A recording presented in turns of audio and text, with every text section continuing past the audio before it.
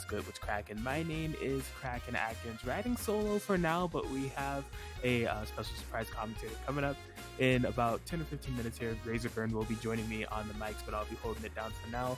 Thank you guys for joining us here on this Friday night. We got a wonderful BBTAG tournament waiting for you all. About 13 players entered. And yeah, it's going to be a good one, right on the cusp of Arc Revo kicking off their tournament series, going on with the first one tomorrow, I believe, with Midwest. So we have a little bit of a pre-tournament here. And yeah, looking forward to getting this started. BBTAG and Chill number 26. And it looks like we have our first match up here now. We're going to have Medic versus Shurzl. So they were speaking in the Discord chat. I think they played before and they had some color issues going on. But it's going to be a Yosuke mirror. Medic with the Seth frontlining and Shurzl with the Adachi frontlining.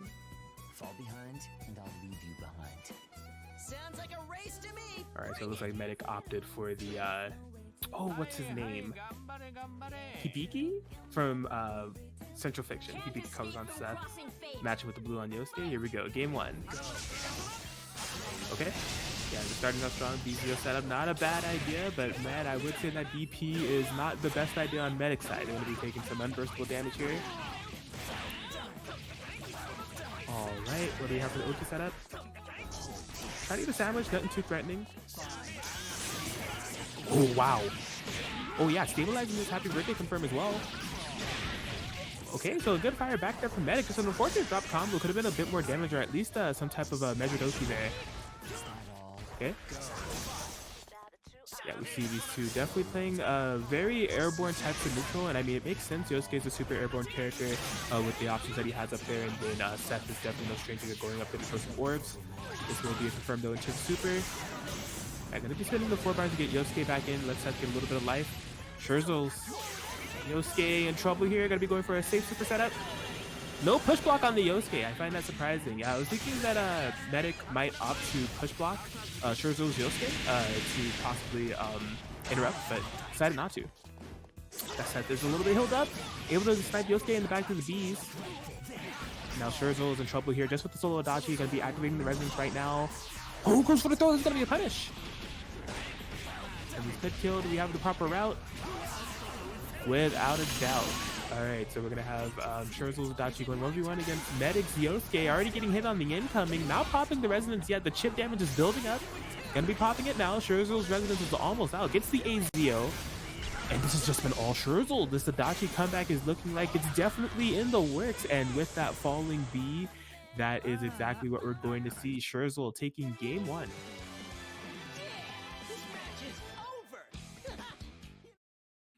So yeah, that was a pretty good comeback there from Shurzl. You know, I think they were going kind of back and forth. It was just Shurzl with that unfortunate Yosuke call that made it a 1v2 situation, but they showed that they were able to outplay it and get that game won regardless. But definitely noteworthy, the neutral game that's being played here. You know, both opponents definitely not afraid to take to the skies. They all have pretty good airborne options. I mean, Seth has the orb, and the dive. Yosuke is just like naturally a very air mobile character with his flips and everything. And even Adachi, I mean, he kind of does want to kind of go in the air, but maybe retreat, to set up some Zeos or some active switch setups. So interesting pacing of the match. Game 2. Oh, backdash 4P. Oh wow, just sets up the cheeky mix-up situation there. Yeah, gonna be able to avoid that incoming burst with the flip. Shurzl cashing in this damage, sets up a sandwich. And this is tricky. Nice block on the active switch, but did not block the Yosuke 4P. Medic in huge trouble here. Able to get hit on the Yosuke, but no hit on the Adachi until now. Oh man, yeah, Medic is just unfortunately not able to get any meaningful momentum here. Gonna be able to be bringing in the Seth Shurzl, just backing up, setting up shot. Beezy again, deja vu of the first seconds of this match. And it's deja vu again with Seth getting comboed in the corner by this Yosuke. Just way more meter on stock for Shurzl this time. Getting hit can be dangerous. There's the burst. And yeah, you gotta imagine this is gonna be a dead Yosuke. No meter needed, just the cross raid. Alright, Medic solo Seth. Seth is a pretty good solo character. If you have the wit to play him, you can definitely outplay a 2v1 situation. Fortunately, that doesn't seem like it's going to be the case for this match, as Shurzl goes up game 2. But yeah, I would say on medic side, if you wanted a character to die, it would.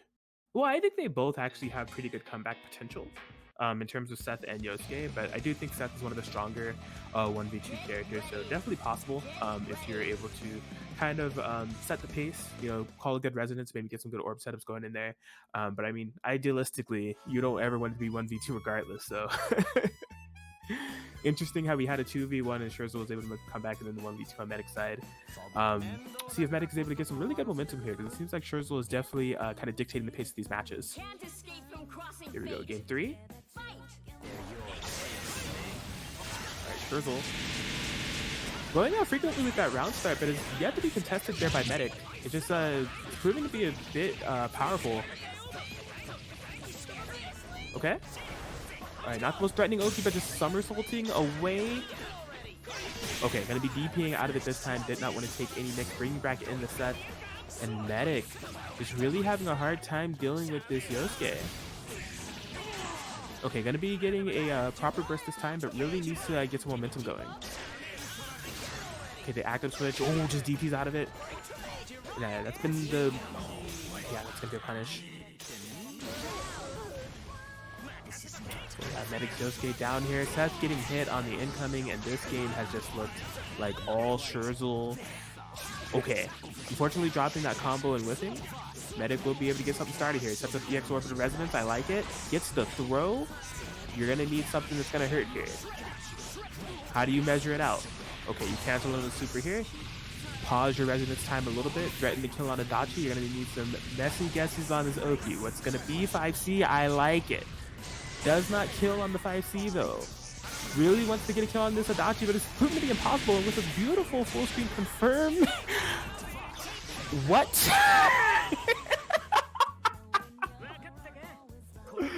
I thought it was gonna be a beautiful full screen confirm. It ended up being a setup. Double whiffed super. I don't need meter. Man, Shurzl takes it 3-0.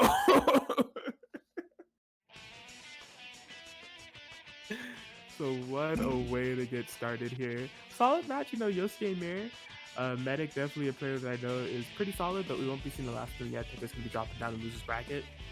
And yeah, again, thank you all for joining us. Again, around like 13 players in the bracket. Just looking in the bracket who we have. We got Ultimate Lotad, Gatorade, just got a win over Jade Star 63. 3-0 right there. We got Kaiten, Mystery Racer. They got your Beezy, Blue, Detective Crow. I won't say everybody's name. But just know regardless, it's going to be a good one. As always, you guys, if you are enjoying this tournament and you decide that you want to watch it back over again, what Shurzl just did with that beautiful full screen confirm into the DP, make sure that you check out Guzman's YouTube. You can watch that interaction all that you'd like. By checking out the VODs over at Guzman's YouTube channel. Be sure to subscribe over there and follow and support him here as well. Guzman puts on these tournaments every week. Yesterday we had PC Tag and Chill on PC. Of course, that was a very interesting tournament. So if you did not get a chance to catch that yesterday, I definitely recommend checking out YouTube. It was quite hype. And yeah, if you want to keep in touch with everything that's going on that is Guzman gaming related, be sure to scroll down on his page. He has a great about me section, so I won't. I was spamming his links yesterday in the chat to kind of promote his YouTube and Twitter, but he already has everything laid out for me. I don't have to do that. So you click on Neo to look at the Twitter, click on Akatsuki to look at the YouTube, and Source to look at the Discord.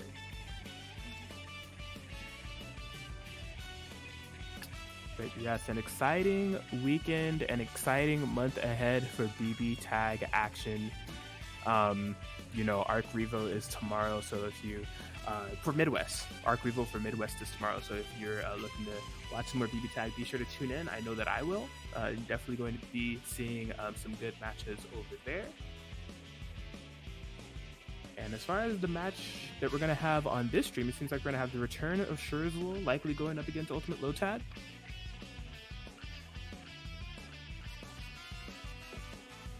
And that's exactly what it is. Lotad actually locked in with Weiss Hyde. Get ready. So yeah, Lotad, if you're not familiar, definitely a super strong player, typically known for the Weiss Aurier. was talking to them earlier about some Grand Blue, and I was trying to call them out. They were saying that see me in the Kagomir when Kagulostro dropped for that game, and I was like, "You're definitely a Catalina player." And he was like, "Actually, I play Vasaraga," and I'm like, "What? You main White Zoria, but you're a Vasaraga player? Would have never guessed." Anyway, we're gonna be facing up against Shurzl here. Solid start. Oh, unfortunate drop there, but still catches with the White assist. And I may have messed up, but that doesn't give you permission to move. Okay, just stabilizing things a bit. You know, I think Hyatt can possibly be a good pick in terms of his 5P and covering that space that Yosuke wants to be in. And also possibly, you know, sniping out some Adachi's Zeo calls. So. Oh wow, yeah, just trying to air this Yosuke. Lotad doing a good job of playing this super patient and reserved, right? Really not. That was a very interesting full screen confirmed off the White assist. Yeah, Lotad.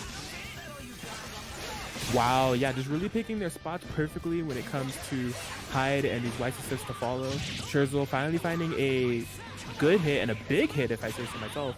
Oh wow, but a drop. Trying to keep this pressure going.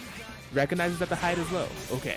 Lotad recognizes it too. Does the burst. Here's the super. Adachi doesn't have an air unblockable. There we go. Oh my god. Yosuke gets through it. Couldn't have got. Wow, Shurzl could have gotten a combo off that, but dropped it and ended up getting DP'd. That was a huge drop there for Shurzl. Oh man. Okay. Well, Shurzl on the solo Yosuke has a little bit of ground to make up, but not much, right? He's in the green as far as health is concerned. Lotad's characters are pretty low. Just has to find a way to navigate these hills. Nice DP. Oh boy, yeah, has to activate cross combo. What a nice presence of mind there from Lotad to do DP. Baits the DP out from Shurzl, and that's going to be game one there for Lotad. Mission complete. So yes, just very slow-paced gameplay here from Lotad. I'm actually liking it quite a bit. I could imagine that the type of presence on the screen that Adachi and Yosuke can offer is just a little bit could maybe feel overwhelming to deal with in terms of like Adachi's Zeos and Yosuke's air presence and everything, but just being able to kind of navigate that perfectly with a very defensive playstyle, like I said, reserved, seems to be working out.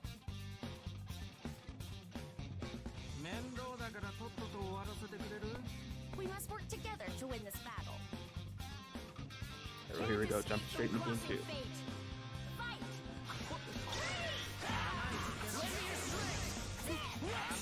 Okay. Yeah, I'm gonna be able to get this confirmed. Oh wow, the big 4P. Catching in the Beezy. Oh, but just DP straight through it. Recognizes that Shurzl wanted the pressure. Going straight through. That Zeo right there. Gets the burst bait, but no punish. Yeah, Weiss's burst can be a little bit awkward. She goes at a very distinct angle. Okay, finds the low. So trying to find some momentum here and really just kind of crack the defense of Ultimate Lotad here. You know, get them into a situation that is dangerous to either force mistakes on Lotad or just land some mix. Because wow, just the 5A into the 2C hit confirmed there to carry straight into the corner. Lotad showing no cracks. Yup, perfectly placed fireballs here. Okay, finds a hit on the hide. Spins the bar on it. Yeah, definitely wants to make this count. Will we switch in Adachi or will we settle with the Oki? I agree. Good decision. No punish there. Lotad is getting out of the corner for free. Okay, finds the air-to-air. Wasn't able to do anything about that burst. Yeah, trying to bait a DP just in case. No activation on the cross combo there on the potential sandwich. Good pickup off the Adachi 5P. Okay, so this won't, oh my gosh, yeah, I was gonna say this won't be death, but it could possibly be a nice setup, but unfortunately just dropped mid combo there, gets the cross up on Weiss. No burst available this time. And Weiss is dead. There we go. So it'll be just Lotad solo hide 2B to snipe out the Adachi. Oh boy. You thought that I was minus? Guess what? It's a frame trap. Does the DP. Okay, gonna be activating the resonance now. Does not block the cross up, and Shurzl able to get the game right there. We're tied up here 1-1.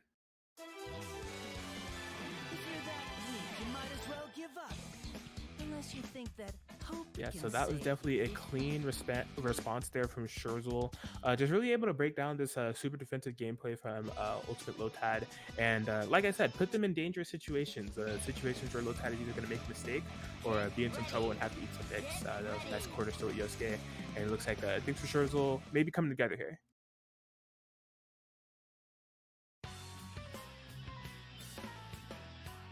All right, but here we go, going into game 3. Something that we have to keep in mind here is that Lotad, I'm not sure if they're opting to stay with this team for the entirety of the set, but they do still have the Weiss Oreo available. That's the team that I've seen them play the most. So we'll have to see. I think this team is gonna, or this game is going to be a big indicator of what we see next in terms of team swaps. Oh wow, big happy birthday confirmed here off somersault. The question is, what are we going to get for it? 4 bars are here. Are you going to cash it in? You bet we are. Here we go. Cross combo. Yeah, straight into the Garudine. And I imagine what follows that is not a cross slash because there wasn't enough time, but still a good amount of damage done. Okay, great parry though from Lotad just to, you know, kind of get something going into this match because that happy birthday was abysmal. That was not a DP punish actually, because Shurzl was able to burst. Okay, throw into the corner. First, second, third. Uno, dos, tres. Here we go. All right, yeah, it's catching a little bit of a 7K. Another throw. Oh my gosh, I just called in an assistant. Definitely not an opportune time. Squeezing as much of this out as we possibly can. Missing the assist though. Oh wow, but the 2B, Heads 2B is fantastic. Able to get the Adachi. And yeah, the 2B starter again on the Shurzl's Yosuke. Yeah, so that was great momentum there from Shurzl in the beginning. Definitely cashing out on that happy birthday, but it just seemed like from there, Shurzl had a bit of trouble keeping that momentum, and Lotad slowly but surely off of good throws was able to bring it back. So that'll put Lotad at match point. But Shurzl definitely not out of this yet. I'm definitely seeing, you know, as an indication of the game that they got and the happy birthday they were able to create last game. Definitely showing some signs of life here. Just needs to make it all translate into a game. So here we go, game 4. Oh yeah, Weiss privilege. Round start. Better be careful. Yeah, that BZO situation if she's airborne is not too threatening in terms of air unblockable capabilities. Yosuke has that parry DP. Wow, active switch throw straight into Pellbringer. Unburstable. Yeah, you see Lotad kind of trying to maintain that corner positioning. Shurzl able to escape. Unfortunate drop off that 4P. And a huge DP bait. Yeah, you have to be really careful about DPing with Adachi. Thought we were going to be going close to confirm, but the combo was dropped. Sets up BZO. Back to the mid screen we go. All this is being blocked behind this chip damage. Alright. Meaningful confirm here for Shurzl on the hide off of the BZO. Oh yes, okay. Well, that was definitely well done by Shurzl there. I thought that maybe the trajectory of the Weiss burst may mess up what he was trying to do there, but no, still able to get a punish regardless. This is looking pretty good. Oh, that was a perfectly timed 5B there from Lotad. Okay, a good DP, bait parry. No burst available there for Lotad. Is it going to be a dead Weiss? Indeed it is. Hyde coming in solo. Okay, it's the air-to-air. Air-to-air is the moonsault again. So brave to be air-to-air Yosuke, and it's working out. Gets the bait on the DP. Lotad really trying to make this comeback with just solo Hyde. Oh, just drops the confirm there. Hasn't activated resonance yet either. Okay, gonna be activated during the BZO. Not the worst idea in the world. Alright, well Shurzl's characters are so close to dying. Does DP twice, neither of them are punished. Yosuke recovers so fast. Oh, but punishes the active switch. Yeah, that was not the best active switch in the world. Lotad was right next to Adachi, ready to punish. Oh, tries to go for the jump C to end it. This could go either way. Next hit wins. Shurzl has a... Yes, will that confirm? It will. Off of the somersault, spinning the bar. Shurzl able to get it and tie it up 2-2.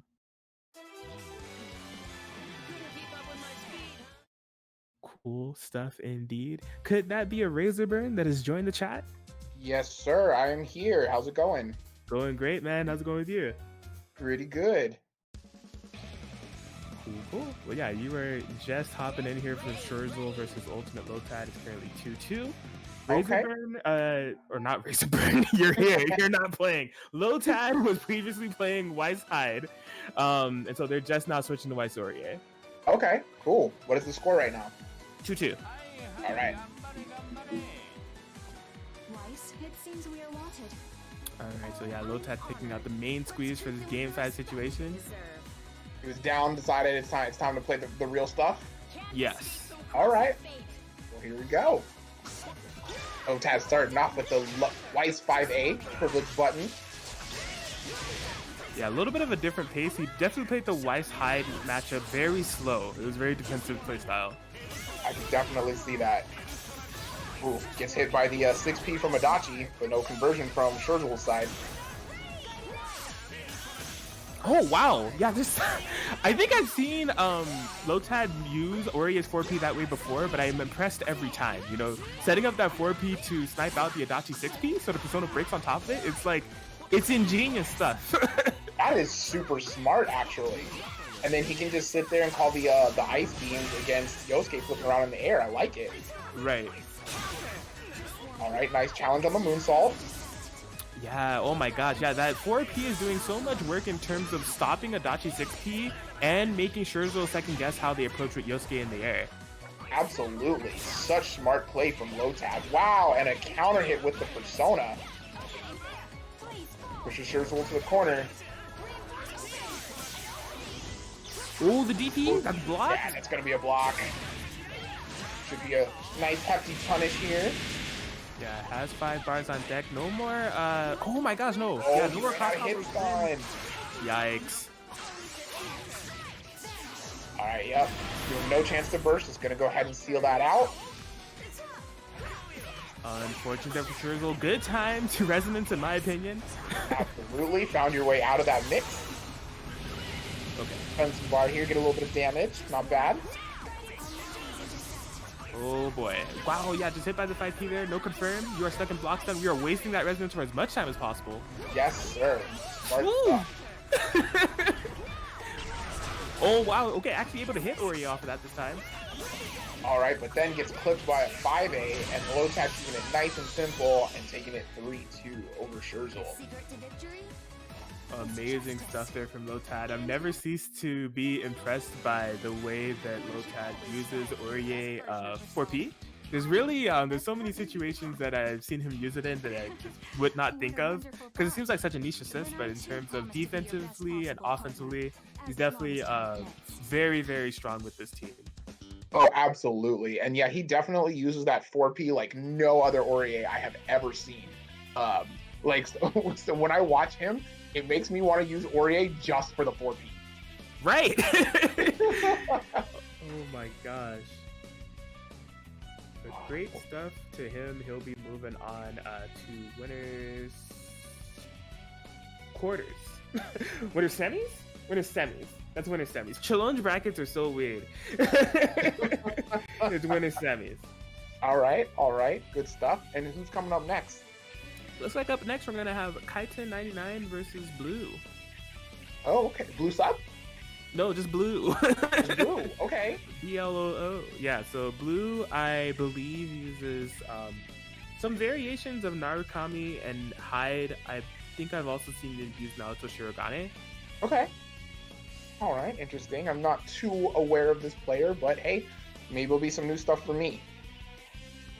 Right. And they're going to be going up against Kaiten, of course, no stranger to BBTAG and Chill or a lot of other online tournaments. It's definitely a big presence as far as Yukiko is concerned. In terms of just Kaiten-specific matches, and the entire time I've been playing BBTAG, I've watched more Kaiten Yukiko matches than I have the cumulative matches of all of the Yukikos over the past 2.5 years. I'm saying though, like when I think Yukiko, see, like I used to be like, I think Yukiko, like I would think like Dark Des, Kaiten, like all these people, but now, like I just think Kaiten and no one else. Right. It's just, It's been great stuff to seeing some Yukiko representation over this year. And Diaphone, I'm not gonna act like we don't see you. Thank you for the raid with the party of 39. That's the stream I was in before I started commentating this. So glad to see you over here. Good stuff. All right, well, we're getting into it. Looks like Kaiten's going to be running Noelle Yukiko. Interesting. Oh wow. Yeah, we were messing around. I think like a little bit over a week ago with like a full Noelle lobby. Shout outs to Metalix, and Kaiten had pulled out this team. And it seems like they're also a big fan of Noelle, so possibly trying out this Noelle Yukiko. We have been seeing Kaiten go to some sub characters over the past couple weeks or so. Okay, all right. Well, looks like he's getting things started right here against Blue. Blue playing some pretty good neutral so far. All right, running in behind the 6P there from Hyde, but he gets clipped as he's trying to push his way in. Set up some stacks. Yeah, able to get a few all the way up to 6. Not the cleanest of like finishes there, but still 6 stacks. I'm sure Kaiten's not complaining. No, not at all. But he might be complaining as Yukiko's hurting right now. And a nice burst punish there with the super. Pushing his way forward, the 5A with Narukami, such a strong button. Yes. Now you're back in Mix-Up City, unless you drop the combo. Oh my gosh. Okay, was not able to punish that burst accordingly, but still Kaiten in a lot of trouble here. Absolutely. Oh boy, with the 5C, Blue's not ready for it, possibly just not expecting that option at all. That's definitely one of the Kaiten options. Like, he definitely will whip that 5C to leave the persona in place, and then he'll try to punish you for trying to move around. Oh boy, yeah, just perfectly timed burst there because Noelle was definitely dead. Tries to punish the 2C, but unfortunately the persona saved the day. Oh wow, calls off the jump there. I don't know if Blue was pressing a button, but he finds a DP. Yes, oh my gosh, and there's a 1v1 situation here against the crossover. Not able to confirm, 2B, no confirm off the counter hit. Oh my gosh. And Kaiten just walking back. You can kind of tell that he's not quite familiar with Noelle. Not really sure what to do in certain situations. So I'm assuming we might see a switch. Yeah, I was surprised that there weren't a lot of drives being used by Kaiten in those situations, especially when it was 1v1. From full screen, definitely could have used some of the projectile involved drives to try to get in, or even just in reaction to the CZO that was imminently coming. But yeah, really, that was just there was definitely some good momentum from Kaiten in the beginning, but once Blue got started, there was just like no stopping them. It felt like just a whole bunch of hits after hits. Took a while to kill because Kaiten always had the ability to burst, but now it looks like they're going to be switching to Carmine. Okay, all right, yeah, I was going to say that's definitely some matchup unfamiliarity on the part of Noelle. So hopefully he can get a little something more going here with Carmine. Right. So I know that Kaiten, so it's Noelle, Carmine, and I think they've also been messing with Seth as far as like some side characters that they're looking to possibly pick up just to cover some matchups that they don't feel confident with Hilda. Okay. All right, fair enough. Seen him run some platinum as well. Yes, definitely platinum. All right, so we're starting up, backing it up a little bit, trying to run in behind the Flamebirds there. Blue doing a pretty good job of like calling out Kaiten's assist calls right now. Yeah, I think it's interesting the way that Kaiten is opting to play this. It's been a very defensive type of Carmine playstyle, which I'm not going to say can't work, but going up against Blue in terms of Hyde's 5P and Narukami, it could be a risky type of game plan to go for, as we see Carmine already gone. And yeah, and I think too, because Kaiten just normally, like you said, he normally plays Hilda Yukiko, and that's a very defensive just type of team composition in general. And Carmine is not really the character you want to play super defensively because he's spending health in order to put things on the screen. So you want to be moving forward and trying to get this hit. Exactly. No, I 100% agree. There can be opportunities. Oh boy. Yeah, gonna be able to absorb with that for sure. Projectile Invo on the charge.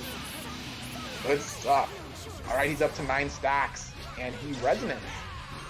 Yeah, not a bad idea. Dark Phoenix rises. Kind of surprised he chose to resonance at that point, though, since he had just brought himself up to full health. Right, that is a good point. Yeah, not opting to save it for like comeback situation, but getting the hit post resonance, not bad at all. Working out so far. Nice DP from Blue. Oh boy, that was, man. If Blue just had a little bit, yeah, they're gonna go for the Astro right there. Not gonna be able to hit. Yeah, if Blue had a little bit more gauge, that could have been the game for sure. Just going to Astro with. Absolutely. And that cheeky setup there from Kaiten, definitely a special of his. Yeah. Oh boy. Oh, nice on the end blow. Okay. I don't think this will kill. Might live. Nah, not quite. Oh no! Narukami jump A. It's 2 hits on the overhead. Blue getting game 2. Cheap stuff. I have to imagine that Kaiten is probably going to go to the main stuff at this point. Being down 2-0, that's generally when you're trying out the side characters and you're like, all right, it's time to play for real. Yeah, especially with the way that they've went down 2-0, right? There hasn't been any problems with Kaiten's Yukiko, and I don't think there ever will be. I think Kaiten is a very strong Yukiko player. It's just needing that point care to kind of tie it all together. And Absolutely. They're going to be going with Neo, and this is definitely... I think I forgot to mention that they've been playing Neo as well. In fact, I forgot about that as well.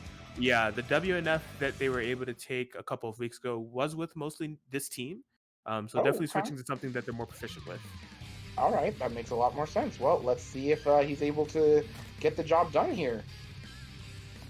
Yeah, but they are fully committed to this. Needs to get 3 games before Blue can get 1. So let's see what they got.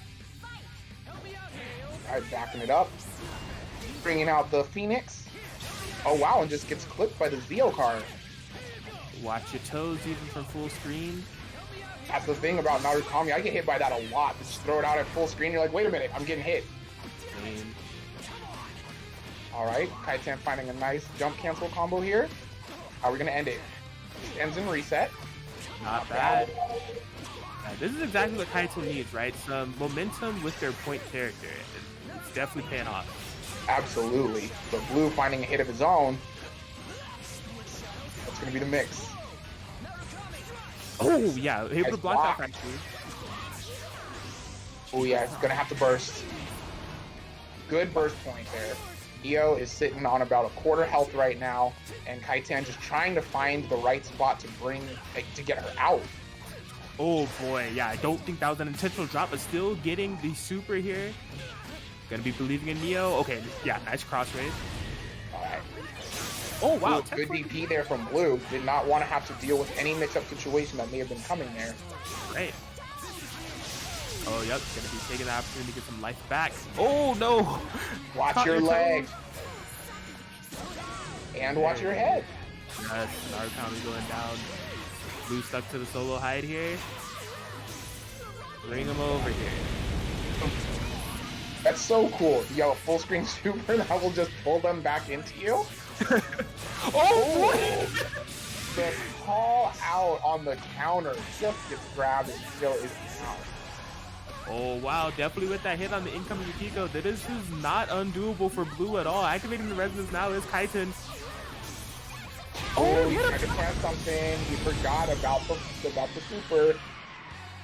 Yes, I think what it was, so like last time that Kaiten was in that situation, they actually did the reverse Miragi.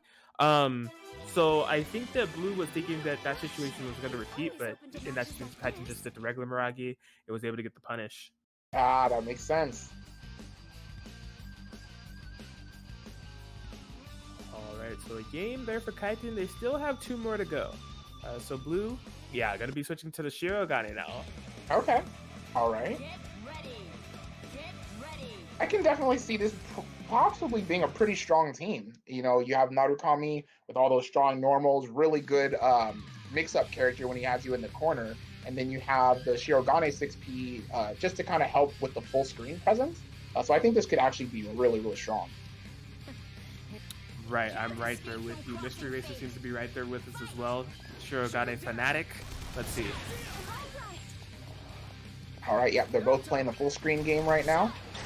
Blue tried to move in behind the 6P, but Kaiten was ready with that dive kick. Yeah, and I think some of the threatening presence of the full screen game in this matchup is that Kaiten has to be careful about how they call Phoenix, because that knowledge of 6P can definitely snipe it out. Absolutely. All right, we've seen a little bit of drops here from Kaiten. Oh boy. Oh, but does it get the confirm? Yeah, he needs to get Narukami out immediately. Oh, Narukami's out immediately. It's not the way we expected. Not the way I meant it, but it worked out, right? Oh, a little drop there on the combo. Alright, nice punish on the 6P. Gonna resonance? No, we're just gonna mix. Wow, and a nice setup there with the Phoenix pickup as well. Absolutely. And that's one of the setups you'll see a lot with Neo, because her jump combo tends to like side switch. When you do the 5B, when you touch the ground, it puts them behind you, and then you can choose whether to do the high teleport or the low teleport, and it's also a cross up. Cheap stuff, not bad, not bad. Well, Kaiten has definitely brought this back to 2-2. Blue just not really getting a chance to really let the Shirogane shine. So I gotta be wondering if they're gonna be having full faith in it, switching back to Hyde, or something completely different. I don't know. Yeah, I don't know either. Seems like he might be slightly unfamiliar with the Neo matchup. Yes, and I mean, it's an easy thing to be unfamiliar with, right? There's just not that many Neos out here. There are not at all. So I definitely think that is working right now in Kaiten's favor. Well, here we go. Blue has switched back to the Narukami Hyde. All right, probably I have to assume that's his main stuff. Probably gonna feel a little bit more comfortable, so I like that. Hold my punches. No promises you won't get caught up. Yes, sir. Well, here we go. Game 5. Oh, wow, just gets clipped by the 5A at round start. I think the best option that you have against Narukami is backdash at round start. Yeah, absolutely. Especially with the way that 5A was called. It was actually 5B 5A, so there's a couple extra frames added to that 5A with those clinks. Right. Could have gotten it was maybe a round start, but it might have got clipped by Hyde 5P anyways, so Ooh, a strong wow. round start. Oh boy, we are dropping a little bit. Yes, we are. Not too bad, though. All right, Kaiten dropping his combo there. Oh no. Yep, that's going to be a punish there on the grab attempt. And just swaps Neo in for the mix. Narukami's down. Just like that. Oh, a bait on the 2B as well. This is not looking great here for Blue. This is really not looking Blue's giving up. He doesn't even want to play anymore. Please. Please. Oh, you could definitely tell he was not happy with any of those interactions. After his 2B got punished by the jump C, he was like, I'm done. Right, and just like that, Kaiten will be taking it 3-2 over Blue. Absolutely. Yeah, that jump C from Yukiko, it's really daunting because with any other character in the cast, if you see someone jump twice, you're like, okay, they are now committed to coming down. I can anti-air this. But if she presses jump C, she stays suspended at the point that she was at the jump, and it clips a lot of anti-airs. Yeah, it's tough stuff. It's just something that you don't expect for her to have, like a jump stall. They're just like, she just adds that extra layer of mix that kind of makes you think of how you're gonna be able to anti-air. Absolutely. And wow, it looks like we're already getting into the next match. We have Gatorade, and I'm not sure who the other player is. Yeah, Gatorade and Riku Todoroki. Yeah, Okay, so yeah. I'm not familiar with Riku either. Okay, yeah, Gatorade we've seen around here a few times. Labris, Kurogane player, definitely has captured the hearts of E30 and RSN on occasion. And then as far as Riku Todoroki, I've seen the name in bracket a few times. I just don't know if I've ever commentated their matches. Based off the team I locked in, I'm not sure if I've actually seen them play. Okay, well, I guess it'll be a new experience for both of us, so let's see what he's got. All right, so just kind of backing up right now, trying to create some space. Yes, and the difference maker here. Okay, so we're no stranger to Heart. We know that she likes to fly in, especially if it's going to lead to a happy birthday. But the difference maker in this match is definitely would be that assist right there. Kurogane will be protecting the skies. Kurogane is, if you're a character that plays from the sky, the last assist that you want to deal with is Kurogane's 4B. Absolutely, and we see it doing so much work and having so much presence in this matchup already. Ooh, nice DP there from Gatorade. And yeah, it seems like pretty much all his damage so far has come from that 4P. Ooh, okay. Double overhead there. Good stuff from Riku. Finds his way in, pushes him to the corner. Oh boy. Ooh. Yeah, close it out. Alright, smart stuff from Riku. Gets rid of Naoto. Oh wow. Oh no, didn't try to punish that on whiff. Yeah, he wasn't ready. Maybe he just felt like I'm too far away, I can't make this happen. Either way, it gives Gatorade another chance at life. Not the worst thing in the world, you know, use that opportunity to get Heart out, which she was quite low.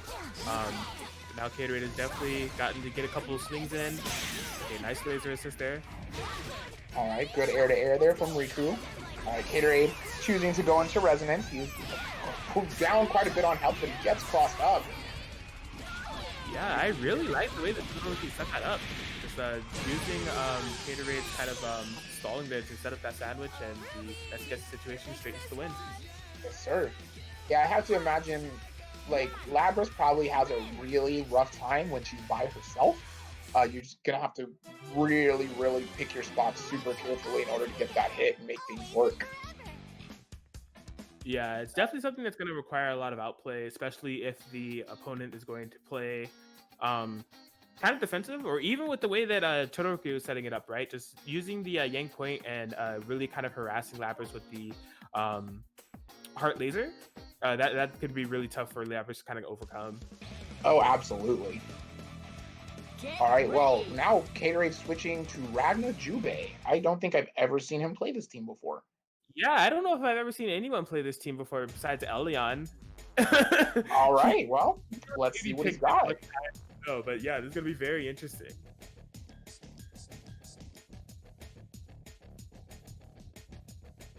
All right, Riverside Space is it's chugging along here. Leaving my back to you, Ragna. Now let's go. Got it. Don't push yourself. And I think is Gatorade opting to start Jubei, or is that just the their interaction? I think that's Jubei's start. Okay, no, let me fix my face. I know nothing. Sometimes the interactions does that. It mixes you on who's going to be the round star character. Right. All right, finds a nice. Was that Jubei's 4P? Man, I'm not gonna lie, I have no idea. Right. It's just not that common. I haven't messed around with them a bunch. I have no idea. Absolutely. No, I agree. Actually, I do believe that is 4P because I believe 6P is the cat ball, and yeah, 5P is the spike. That makes sense. All right, well, Gatorade looking a lot better now with this team so far. Oh, wow. Okay, give the respect. Oh, wow. No, he had a Gauntlet Hades ready to go. He did. And then Riku tried to answer back with a homing dash in, and Gatorade was ready with a 6K. All right, well, really keeping this pressure going here. Unfortunately, couldn't get a kill. Wow, just that. Super? Yeah. Bro, and the Carnage Scissors. Unburstable. That's the way we close it out. Gets the cross up on the incoming. But Riku like, no, you cannot press buttons against me. I am gang. Not wrong. Okay, gonna be bursting in Jubei right at the tail end there. Oh yeah, that is plus, I think. Oh no, it's plus. Yeah. And if it's not plus, it's probably neutral. And there's no button that's gonna be Jubei's 4A.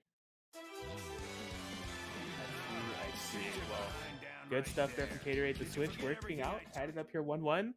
All I'm learning, man, so every time that Neo's on stream, I'm like, man, I really gotta like play Neo for just like a week to understand what's going on when she's on screen. I didn't even realize Jubei was a problem. I think this is the first Jubei match I've commentated. I'm just like... You know, I never thought about it, but I think it might be the first one I've commentated as well. Like, luckily, I used to play with the fighter, and he played Jubei for a while, so I have a little bit of an idea of what he's done, what he can do, and I've messed around with him a tiny bit myself, so I have a slight idea. Right.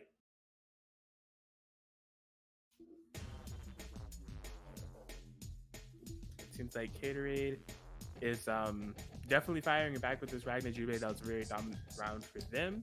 Riku Todoroki going to be sticking with this Heart Yang. I don't think it's a bad pick into Jubei Ragnar necessarily. I would be interested to see how those Jubei's teleport skills kind of interacts with Heart flying around in the air. I'm not sure who wins that interaction. Yeah, you know, I'm not sure either. Because I don't think Jubei's his patterns or whatever, I don't think they're fully invul. I think they're only invul for a certain amount of time.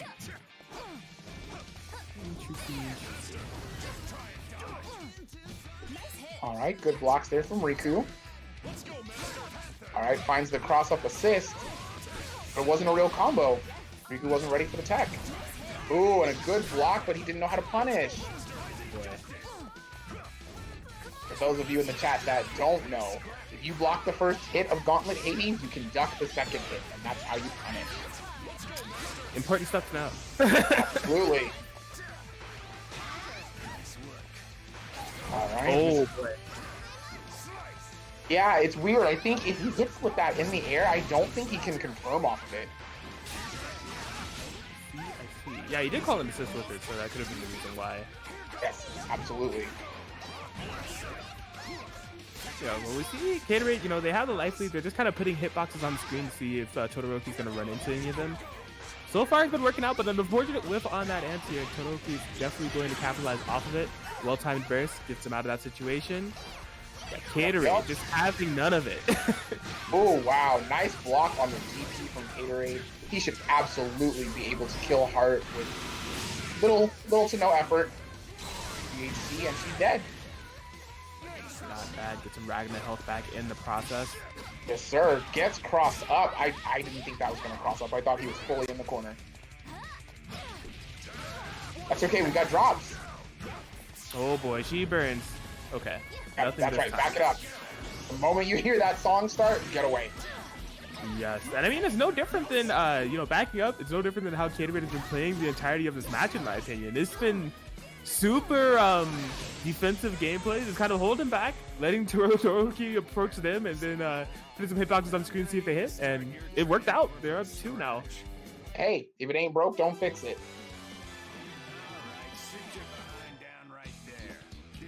Not bad, not bad. Well, the pressure's on Todoroki now.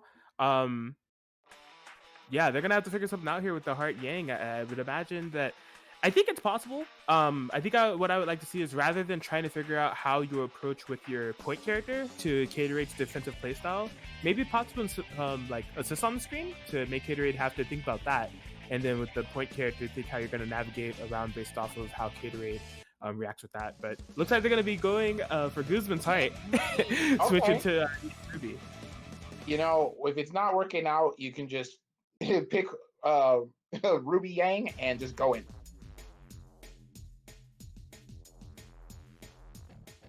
Not a bad idea. So this will based off of like the game plan that we were prefacing before of like possibly having some more assist presence, you know, this can definitely be the way to do it. Riku Todoroki already showing that they have some knowledge of how to play Yang. You know, following that up with the Ruby 6P, it may seem like a small gunshot, but it has a lot of implications in the neutral game. So that it does, and you will get clipped if you're not looking for it.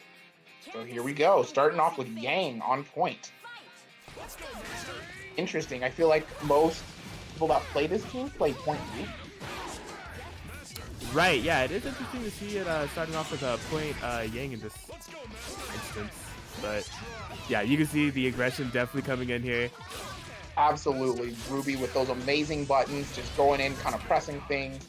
Got a nice punish on the Jubei 6P with the gunshot. Oh, but messes up the combo.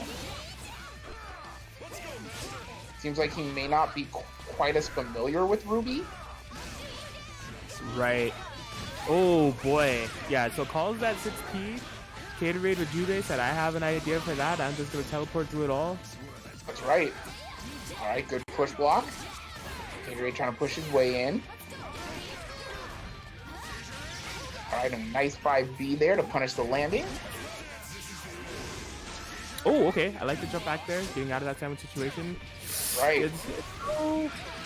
Gatorade able to punish that burst. And they're actually kind of even here. They really are. Yeah, but these going into these air patterns with Jubei and calling the assist is really seems to be getting Gatorade a lot of mileage. Yeah, so Todoroki is burning now. Oh, just tried to find a jump steal a little bit. Misses jump on the space, but Gatorade with the drop combo punish. Oh, no. He's gonna lose Jubei here. Yeah, keep that nice and simple. Oh, still had to spend the extra bar, but it's okay. A character is down. Yeah, definitely a little bit expensive, but it's okay. The 2v1 situation doesn't matter when Gauntlet Hades is unblockable. Right. Ooh, and a nice DP there from Gatorade. Alright, she's burning. Riku's gonna need to play a little bit defensively now to let her rebuild some of that health. Yeah, can try to go in and seal it with the Astro. Wait, wow. Oh my If he would god. have pressed A instead of B there, he absolutely would have been able to punish him to Astral. Yes, That's alright. Maybe a kill. I don't know. Is it enough? Yeah. Just barely. Alright, well, Riku Todoroki bringing it up, and we have tied it up here 2-2. Definitely good stuff here from both of these guys. So, I mean, the team has been working out really well for Gatorade, so I can't imagine that he'll be switching, but he might. You know, obviously he's gonna be a lot more comfortable with Naoto and Labras. Right. But no, he's sticking with the Ragnar Jubei. Yeah, and I think it's solid on Todoroki's end, right? Just with this simple change that we have seen in the Ruby Yang, it's kind of made a difference in their playstyle all around. Like, we're seeing a lot more aggression on the ground with Ruby, and just really being able to force Gatorade to make decisions, right? Right. So I would definitely say that the game plan is working out. It just kind of depends on how Gatorade adapts from here. I agree. Well, we're gonna get into this last game here and see what adjustments are made. Let's go. Well, Ruby, you having fun yet? Of course! I get to fight with you! Alright, well, here we go. Game 5 situation. Gatorade Todoroki. Oh wow. Gatorade pressing the 5A at round start, and Riku was I'm just gonna walk back. Yeah, not a bad idea to respect Ragnar at round start. Not at all. You don't want to get counter hit. Alright. Oh, Riku found the hit, but dropped the combo, giving Gatorade a chance to escape. Yeah, That's alright. Ruby got them big buttons. She's just gonna move in anyways. Exactly. Who needs combos, right? Right. Yeah, it's been an unfortunate tell that I've noticed about Todoroki's Ruby. Just unfortunately, not all the combos are there, but the presence is there as far as her assists and the way he's playing the neutral game, putting the buttons out there. So it's still working out. Absolutely. And as you can see, Gatorade is showing a lot of respect to those buttons. So again, even if Riku isn't getting full combos, it's kind of working out, even just out of small hits. You know what I mean? Right. All right, Gatorade with the raw tag into Jubei. Yeah, he's just having a really hard time figuring out what's the right way to approach. Yeah, this is looking really rough for Gatorade. Able to get the 5P, but no confirm. Oh, and a nice 5A there from Ragnar, but he doesn't quite pick up the combo. Yes, and I mean, this is a blue beat too. Yeah, that could have been really huge. All right, the empty gauntlet Hades, I like it. Can we just go into super? No. Unfortunately, Gatorade getting a little bit of momentum, but no killed characters yet. Oh, and there's a big throw here from Todoroki. Not quite long enough of a combo to make sure that it was a cross combo confirmed. Gatorade getting out with no meter spins on them. Rampage time is activated. Oh, wow, and an air DP. I don't know if he was expecting Riku to come up with some Ruby buttons and he was trying to push block it. But yeah, he's lucky that Riku didn't punish it. The happy birthday, not like this. And just like that, she burns, she punches, and then she calls her sister. And with that, that's right. You No, that's what she does. She doesn't fight. She doesn't fight alone. She's gonna call in her sis. Calling him back up. All right, Riku's gonna take that one 3-2 over Gatorade.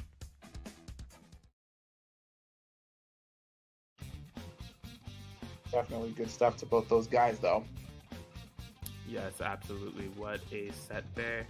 And yeah, it looks like we have a exciting set coming up here. Going to be Mystery Racer versus Kaiten. Ooh, okay. These two definitely some of the I'd say the more favorited players to make it into the top 8. I know they've fought each other quite a few times, so they're going to be pretty aware of each other's play styles.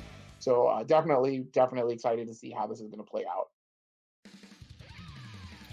Right. So it's Kaiten that's sticking to the Neo Yukiko.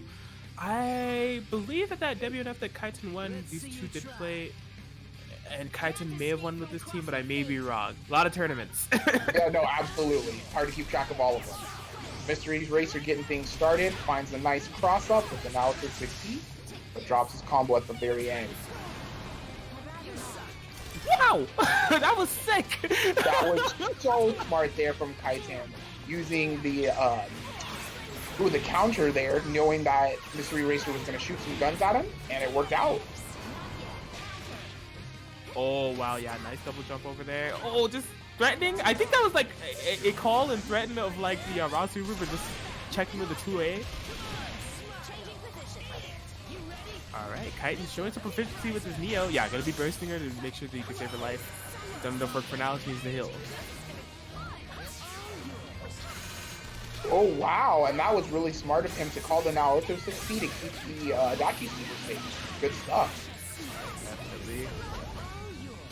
Alright, Okay. finds his way in, but no confirm.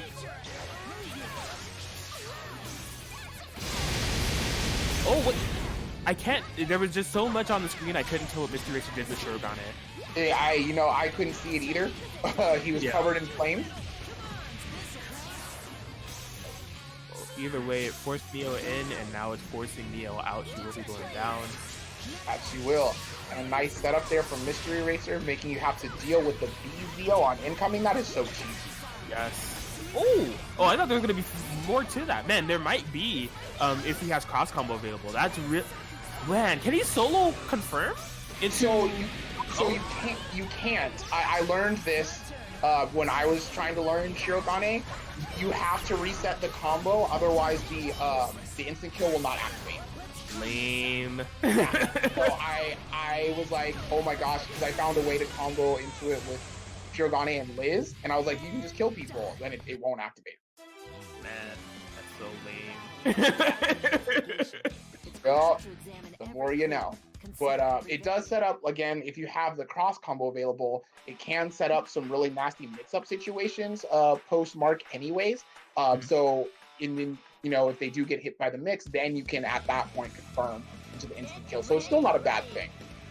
Okay, that's pretty cool. The more you know. I never knew that. I haven't tried Shirogane. I just watched a lot of Shirogane. So. But yeah, right?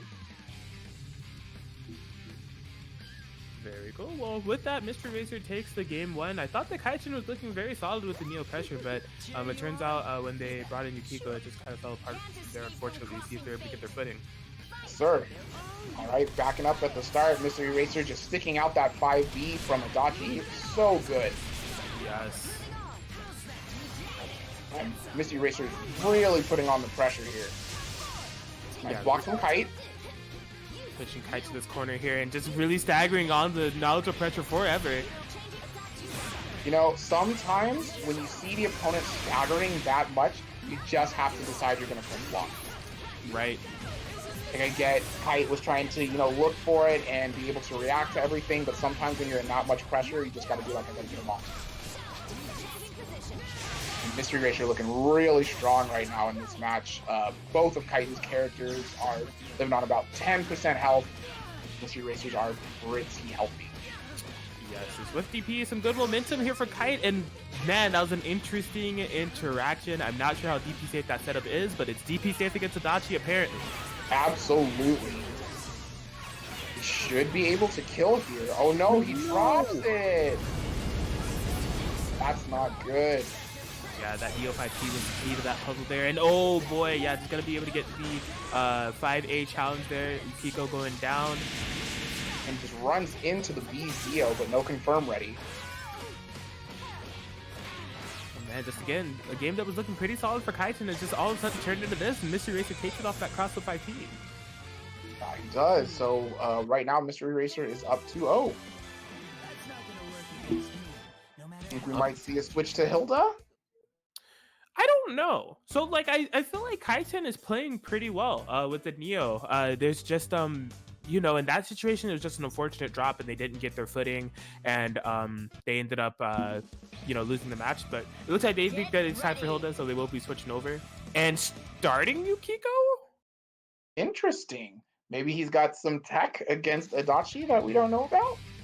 I don't know. That's very interesting. In terms of all comps, you know, starting Yukiko, this is something you rarely see. can we just get this shit done? Oh well, he must feel comfortable with it, so let's see what he's got. Detective Prince. Once again, Mystery Racer getting stuff started at the start. Finds the command grab. Alright, nice burst. Ooh, and a nice DP to punish the 2C from Hilda, and he also punishes that DP. We're gonna mark her up? Oh no, we're gonna go for a mix. Oh wow, yeah, and I think this is already threatening death on Oh, she's Hilda. dead. Yep. She is dead. Man, and so this was some of the dangers of starting Yukiko on point. You know, that round strike situation had to respect Adachi. Like, there's just like no way. There's nothing Yukiko can kind of threaten to kind of prevent Adachi from going on the offensive immediately. Brought in Hilda. She's not very great on the defensive as well. He's already in the corner. Hilda's down. And so now Yukiko is in here with what was 0 stacks and brought it up to 4. But yes, Mystery Racer with all the momentum in the world, able to get it 3-0. Absolutely, yeah. Mystery Racer looking so strong there in that match. He just really put the smothering there on Kaiten, and Kaiten just was not able to make the proper adjustments. There it is. Well, Mystery Racer will be moving on to winners finals with that win over Kaiten. Kaiten will be dropping down to the losers bracket, so not out of it yet. Oh no. And who are we gonna have on deck? It'll be Riku Todoroki versus Ultimate Lotad.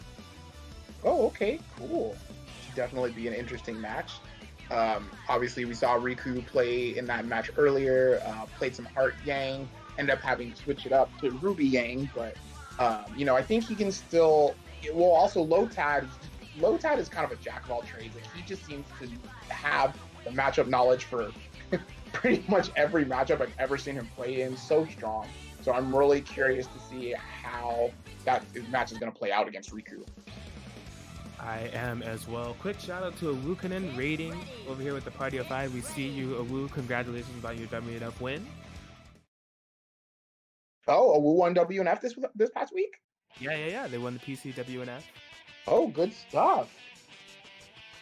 Shout outs to Awu.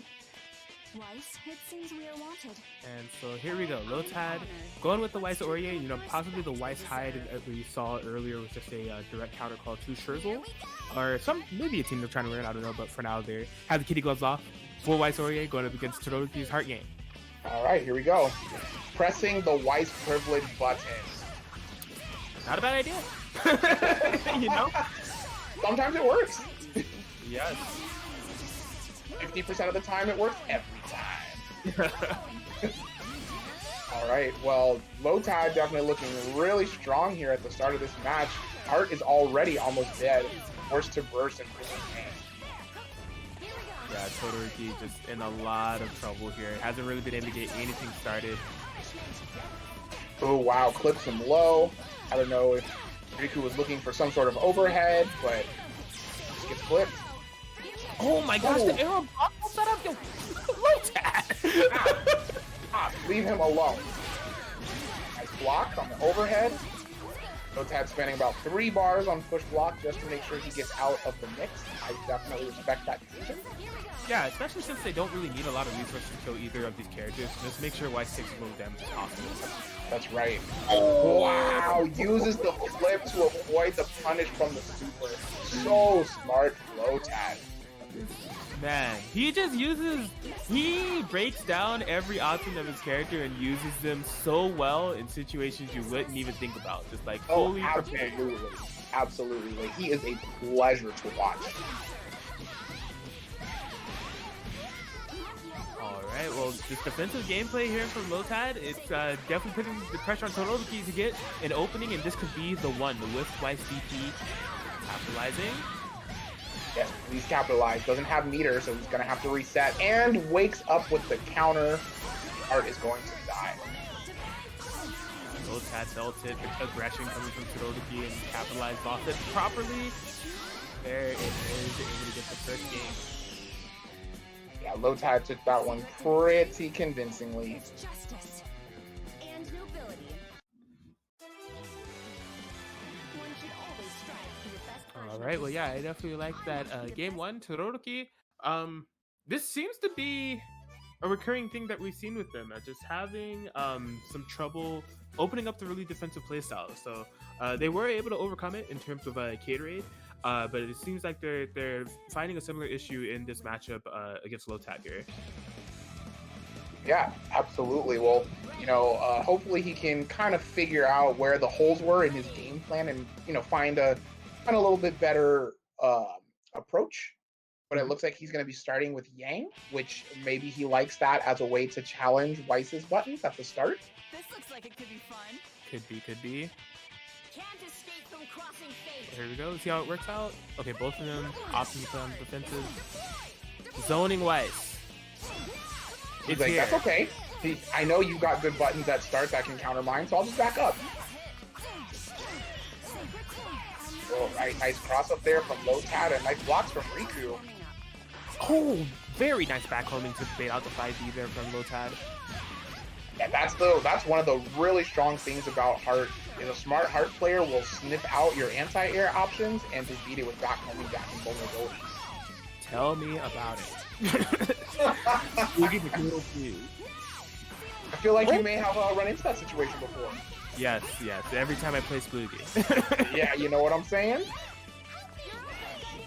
All right, and Riku trying to find himself a sandwich situation, but doesn't go for the cross combo. And a nice grab there from Lotad. Yeah, man, just using that 4P to set up a little force field. No fly zone there for Heart.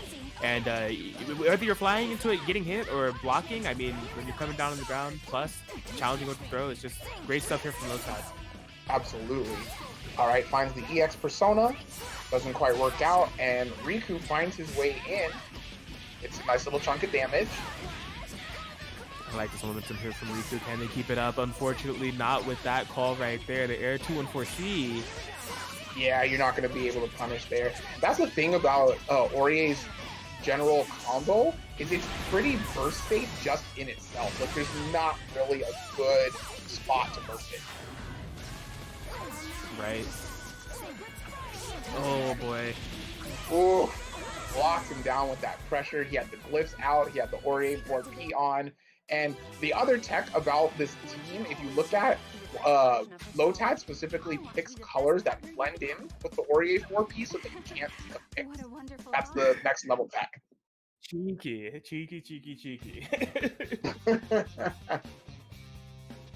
Alright, so he's up 2-0 right now.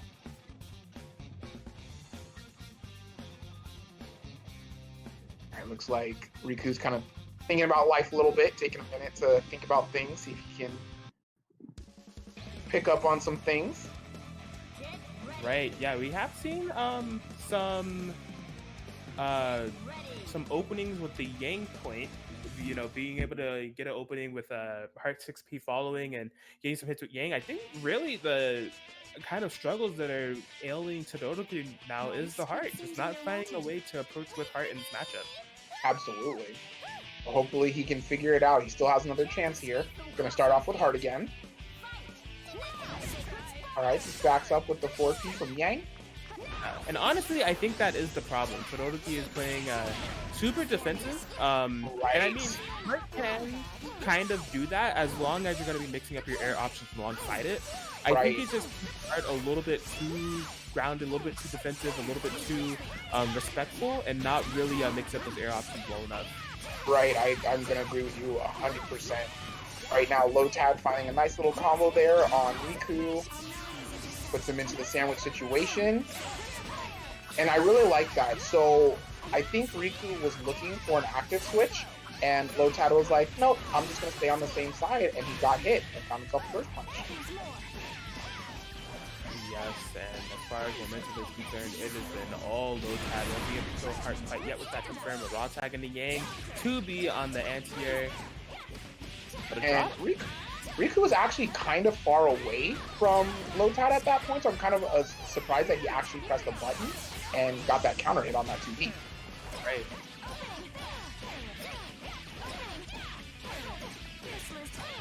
Lotad with the optimal stuff. Yes, great firm there off the air-to-air situation, setting up a sandwich, but she is burning. Ooh, looks low. Yeah, might have been holding up back or expecting an active switch.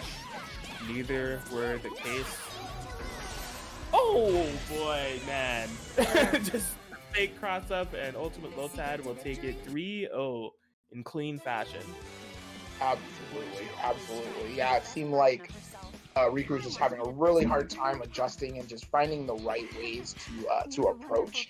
And the thing about it is Aurier and Weiss both have really good air-to-air buttons, so they can kind of keep Heart in check. And I think that's where Riku was finding the problem, because Heart obviously wants to be moving at you from the air, and he just has the characters to kind of fight that. Right, I think you summed it up perfectly there. But yeah, needless to say, we'll have Lotad in winners finals up against Mystery Racer. I imagine we're going to be filling out the loser side here. I do see Jay Gotcha, Beezy, and Riku Todoroki up to bat. And yeah, hope you guys have been enjoying BBTAG and Chill 26 over here on the PS4 edition. We had PC yesterday to account for Arc Revo that's happening this weekend, starting off tomorrow with Midwest. So be sure to tune in to that if you want to see some BBTAG action. It's going to be an event that you definitely don't want to miss. Yes, absolutely. Thank you guys for joining us. Thank you to Goose. Shout outs to Guzman for hosting these amazing tournaments every week. Recently sponsored, we may add, for all his great content. So let's call some notes of that. And with that, I'm going to be right back because I need to grab some water. No worries at all. You're good. You're good. But yeah, Neo Celeste Gaming, Guzman giving us BBTAG content all year long. And yeah, without him, these tournaments would not be possible. Be sure to support him. Follow him here if you haven't. Even maybe considering giving him a subscribe. If you don't want to subscribe here, why not subscribe to the YouTube? You know, we have all the VODs uploaded on that YouTube channel that I've just linked to the chat alongside some BBTAG content. Definitely be sure to check it out. Be sure to also scroll down on his Twitch page. He has all the links available, anything that you could possibly want. If you want to follow him on Twitter, boom, click on Neo. If you want to go with that aforementioned YouTube, but you don't want to click the link in the chat, click Akatsuki. You're there. Or join the Discord so you can stay up to date with all things Guzman in terms of BBTAG and Chill and PC Tag and Chill tournaments that are going on.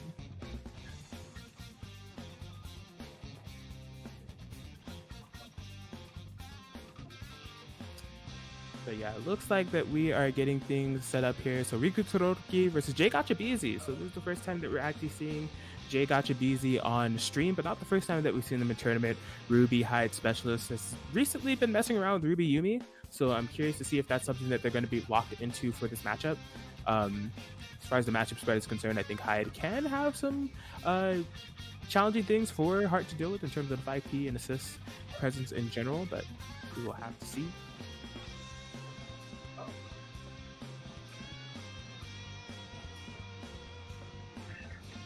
All right.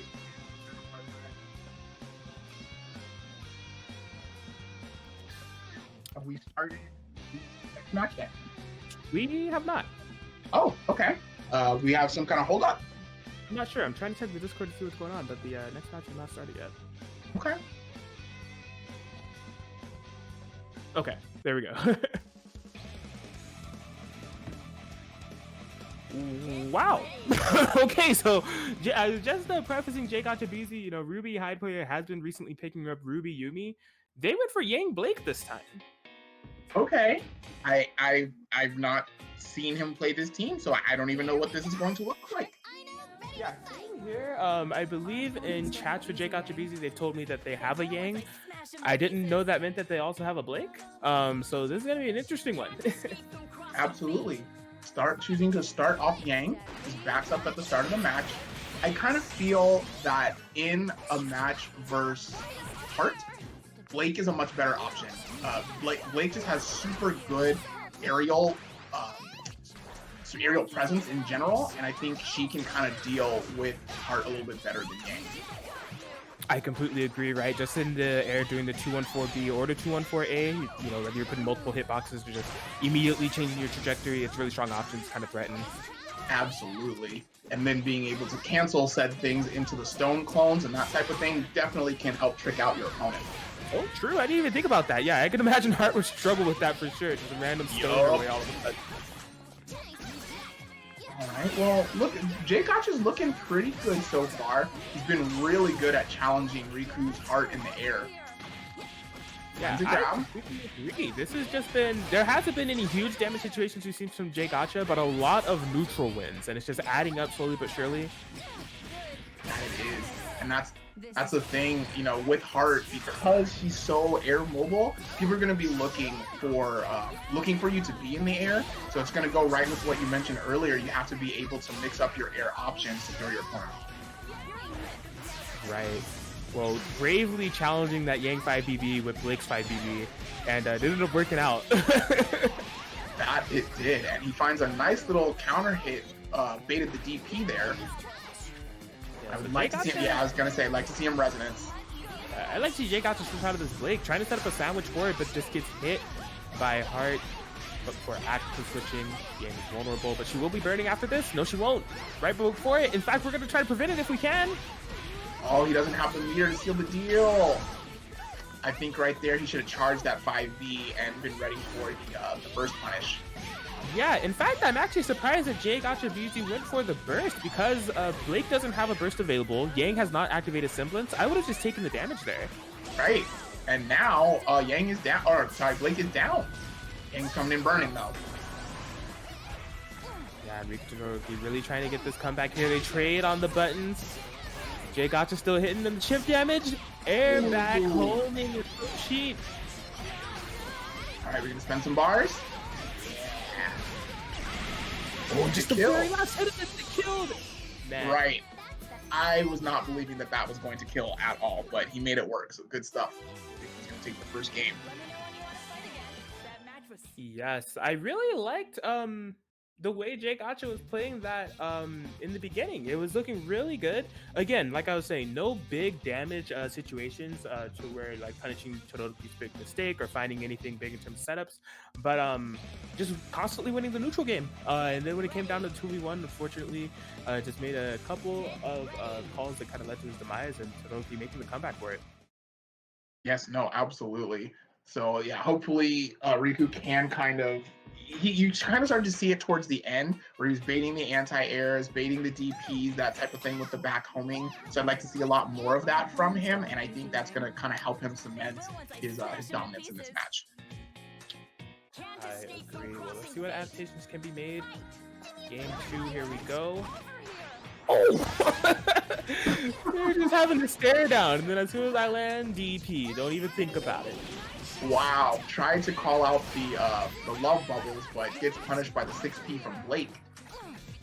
Yeah, he's using that 6P very well to force Todoroki in the air and then approach with Yang and then just kind of go from there. It's really making... So the thing I like to say about the Heart matchup or very similar air mobile characters is that you put things on the screen to make them use up part of their mobility. So like you force Heart to go into the air, or you force Heart to homing dash. You force her to do something, and then you act accordingly with your point character to try to counter said thing. That's right. And right now, Riku's actually looking pretty good. Oh, but J-Gotcha finds the hit. Riku opting to burst immediately to save Heart. Yeah, so we go. J-Gotcha just trying to find some pressure here, finding the Yang out of the air. Oh no, not close enough for that. Yeah, he wasn't ready for the wall bounce.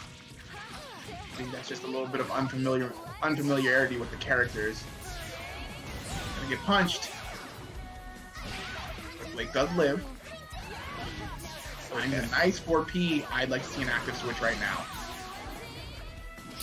Your wish has been granted, just going straight back into the Yang. Heart is kind of low. Have to be careful about calling Blake here. I love the air to ground there. That was really good. It was. And finds a nice 2B against the burst. He might be the kill. Yeah, spends the extra bar. I like it. yes. Oh my gosh, I think we have to confirm for this. We do. Great stuff by Jay Gotcha Beezy there. They'll be tying it up 1-1. And yes, just the significance of that air to ground on Heart, making her block 1 normal and not letting her move from it. Just saying, no, I need to carry you all the way to the ground so you can hold this pressure guaranteed. I thought that was very well done. Yes, me too, absolutely. Like Jay Gotcha, you can tell there's a slight unfamiliarity with the team, but his neutral presence is so strong that it's definitely getting him some good hits and wins here. Right. Okay, well, Todoroki thinking about it. We know that they have the Ruby Yang, maybe even have some other teams. They are possibly perusing through the character select screen at the moment. Oh man, we have a full Ruby face-off except for Ruby. No Ruby in the Ruby face-off. It's Wooby, full Wooby face-off, no R.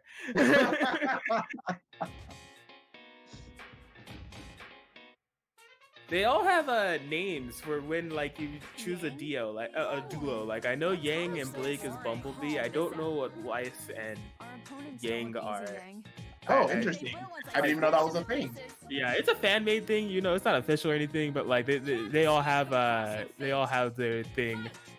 I just know Yang and Blake is Bumblebee. I don't remember Weiss Yang. Oh wow, that 5A from Weiss so strong. Finds a nice burst punish.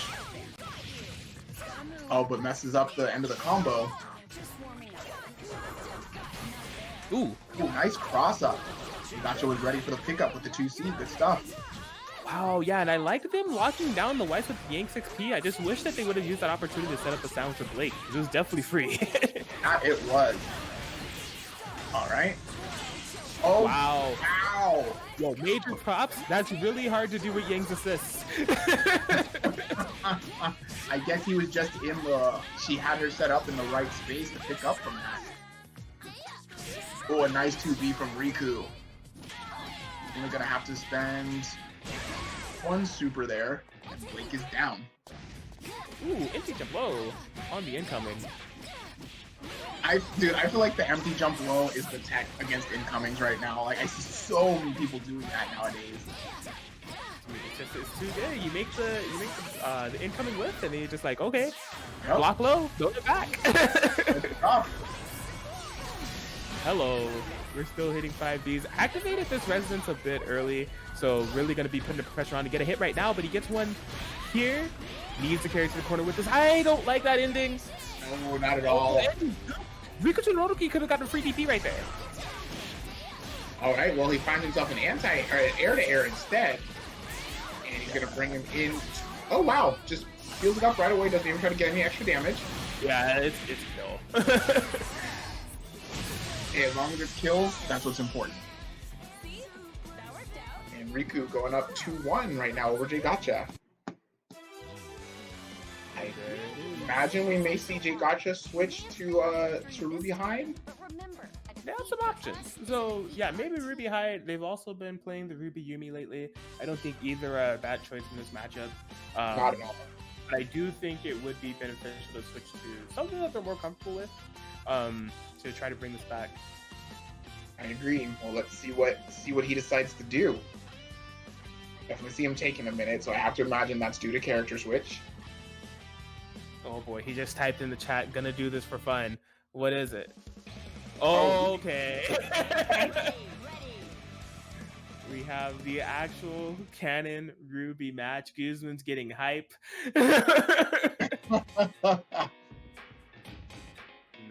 so Ruby Volume 8 spoilers. Oh man, yo, I haven't seen this. Team Ruby is I haven't seen this either. all right. Let's make this a good one. Then I'll count us down. 3, 2. Yo, that's sick. That's pretty awesome. That is awesome. Can't escape from crossing fate.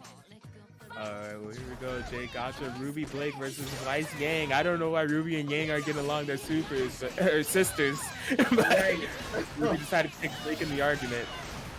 Alright, well, Jay Gotcha starting things off here. Tries to go for a cheeky setup with the Blake 16. Doesn't come out. Right, chasing him down in the air.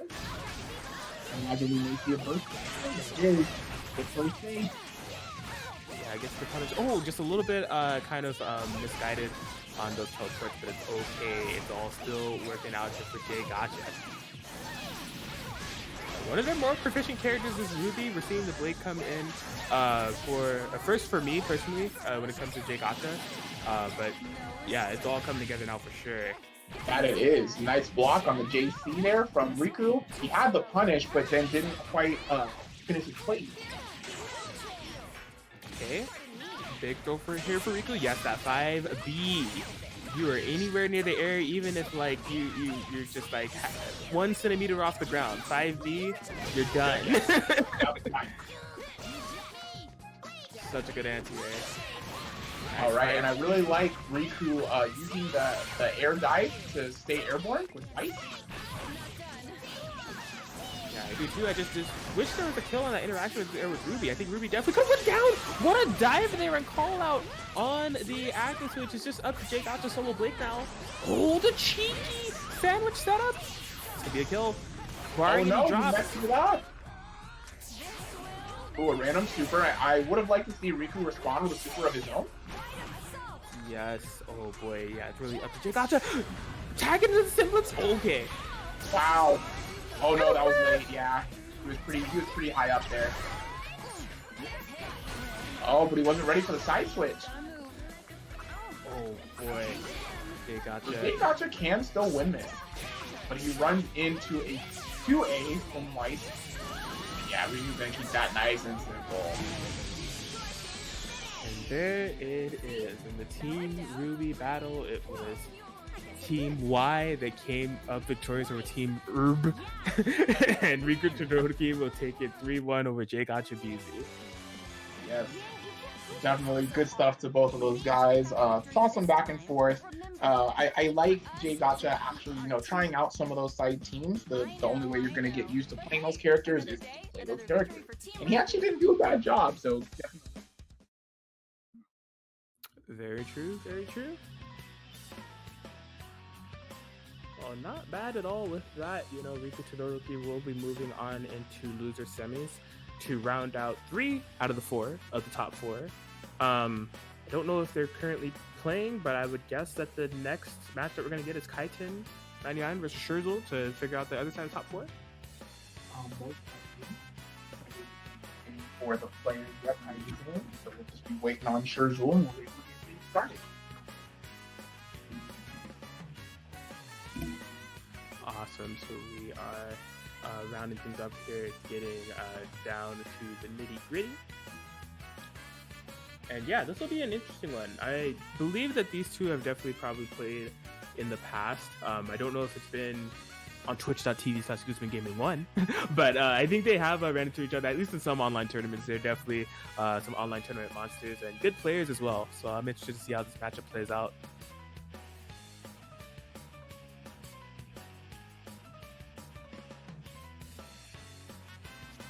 I mean, I think every Yosuke player in the world is in the chat right now. Wu just hosted like 30 minutes ago, so I gotta imagine there's gonna be some chat bias for this one.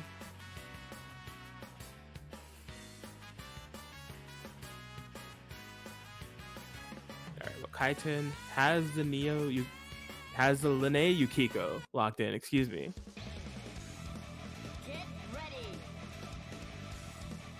And here we go, we're jumping straight into it. Shurzl going with the Adachi Yosuke, tried and true. I don't know if I've seen them play another team besides this one.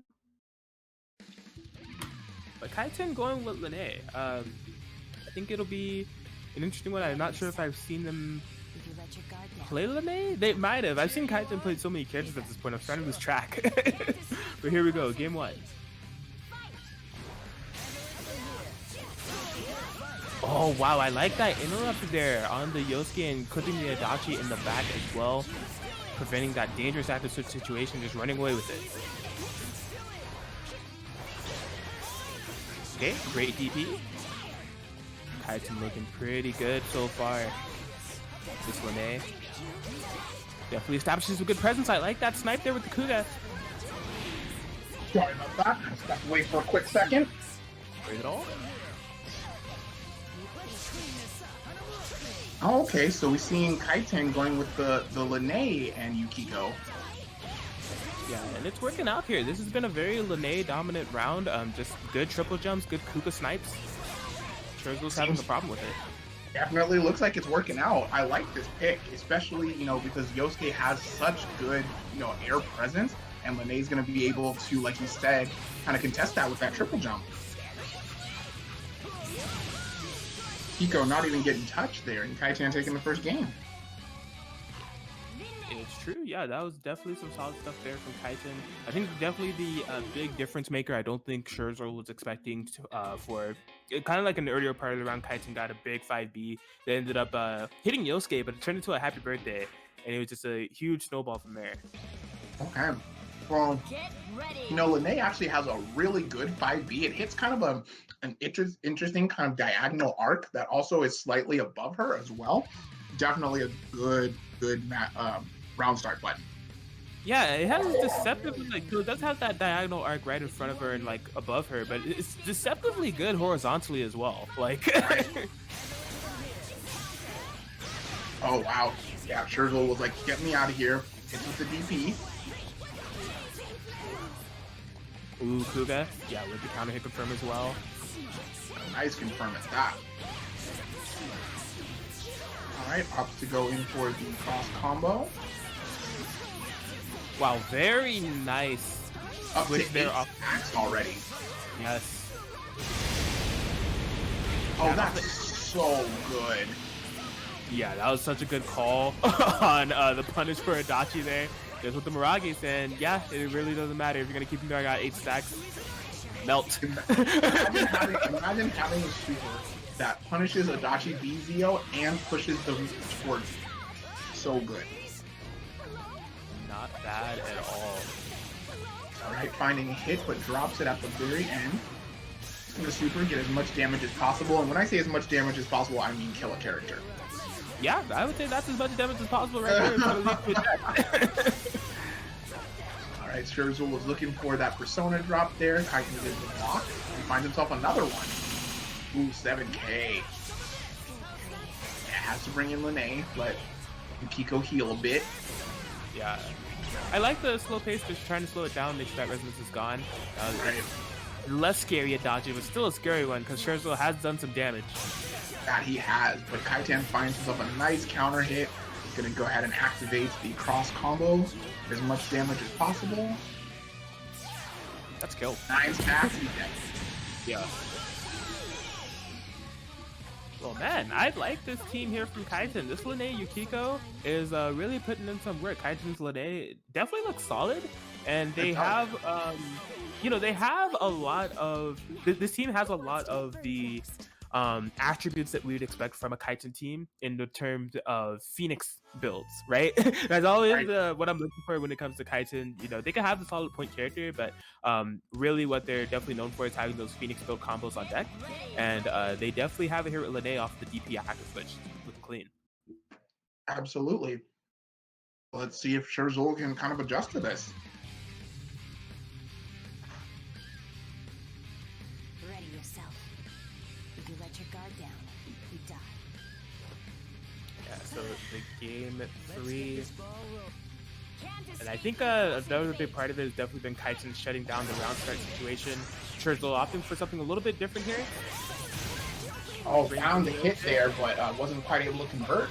But he's able to get the hit on the wake up. Oh wow, booty combo. Hey, if they don't check out, keep it going. Yeah. Who tried to go for some cheeky stuff, tried to get the EX overhead, but it whiffed. Yeah, Lene's hurt box is just so small. I think that was really a reason why that did whiff. Oh no, you were. Oh man, just really kind of misjudged. Spacing 2 times in terms of not being close enough to punish the DP. Oh my gosh. Shurzl finding some good calls here, but just not capitalizing properly. Oh, that is quite unfortunate. And Kaiten finds himself in there with a tip grab. Tried to punish the burst with an assist. Didn't quite work for him. Alright, a nice air-to-air pickup. Almost fully converted. That was pretty sick. Oh. Well, yeah, just Kaiten showing that they're gonna do that every time. They're gonna call on Adachi Beezy. You better make sure I don't have 2 bars, amigo. That's right.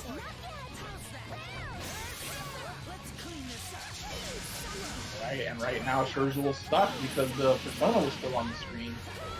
He has recovered. Yeah, just trying to approach, make the best out of this cross combo. That's not gonna hit. She's in the air. No. Okay, very nice burst punish here. This should be a kill. Yes, absolutely. Okay, I was gonna say, please don't try to make this meterless. Just make sure the character dies.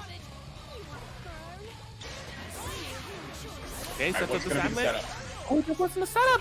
I think there might have been an 8 input there. Just get the after switch and Adachi's down. Ooh, that's gonna hurt against Shurzl. Choosing to resonance. Kaiten doing what Yukiko does best, being in resonance and chipping you out. Yes, Shurzl just trying to find a hit here. Their resonance is getting super low. No chance of Astral. We just have Persona 4 Arena Ultimax. Oh, that did not kill. Almost killed. I think if never mind. I was about to say if Shurzl can get 1 hit, he might be able to bring this back, but just runs into a straight fan. I think that's 3-0, yeah. I think so, yeah. That's going to be Kaiten taking it 3-0 over Shurzl. They'll be filling out the other side of our losers top 4. They'll be fighting Riku Todoroki in the loser semis. All right. Well, once again, thank you everyone in the stream for joining us here on BBTAG and Chill number 26. Hope you guys are enjoying these great matches here. Just waiting for the next couple of players to hop in and get things going. Absolutely, it has been a good one. You know, not disappointing because yesterday's PC Tag and Chill, man, it was it was a crazy tournament. I mean, we had PC Tag things happening, just a whole bunch of disconnects. There was almost a Kanji Infinite. There was what else happened? It was just like a whole bunch of crazy stuff that was going on. It was quite the tournament. all right. Maybe I'll have to go back and watch the VOD and see what happened. Check out all the craziness. Yes, but this one not disappointing, and it looks like we're jumping straight into that loser semis match that we just mentioned. We have Riku Todoroki joining. They will be going up against Kaiten. Oh, that's right. I forgot Kaiten was in losers. Right. Yeah, that was a fight for Shurzl's life there. All right, choosing to go with the platinum pick.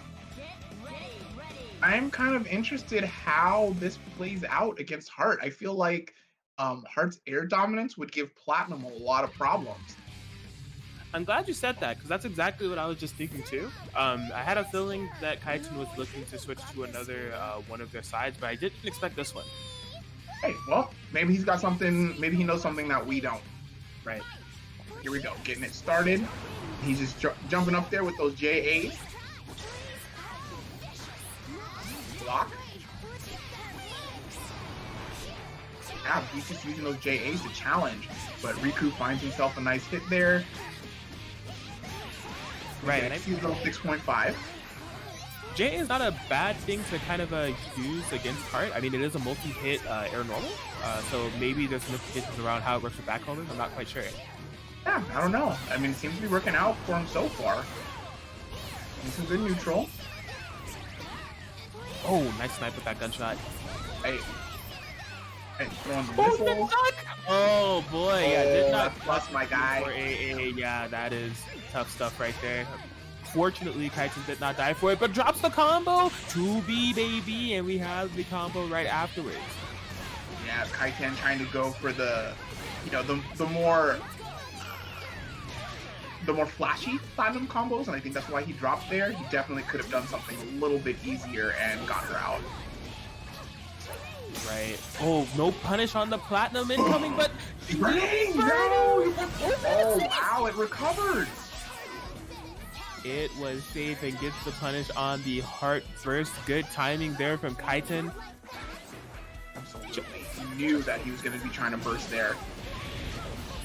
Oh, Blue Beat combo, but Heart's going to die for that. Riku Todoroki not taking out of that. Yeah. All right, comes down with the JV, but not quite able to convert it. Oh boy, this is making me really nervous. Oh, absolutely.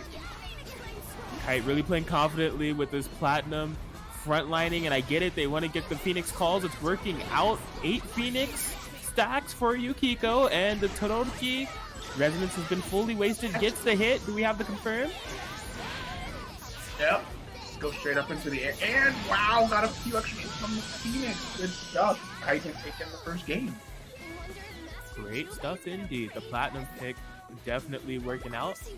And yeah, it was looking good. They got rid of Heart early, just really playing a very difficult playstyle on that Yang, forcing Todoroki to approach. And that's kind of been the name of the game. It's so interesting, these Todoroki matches, because it seems like it's been a similar problem in every match. I'm just like, man, Todoroki just seems to have a tough time getting in, but then they get the dub. They get the dub time after time. So we're seeing this repeat here. I don't know. But Riku just being like, don't count me down and out. You know, it may not look good from the start, but I can bring it back.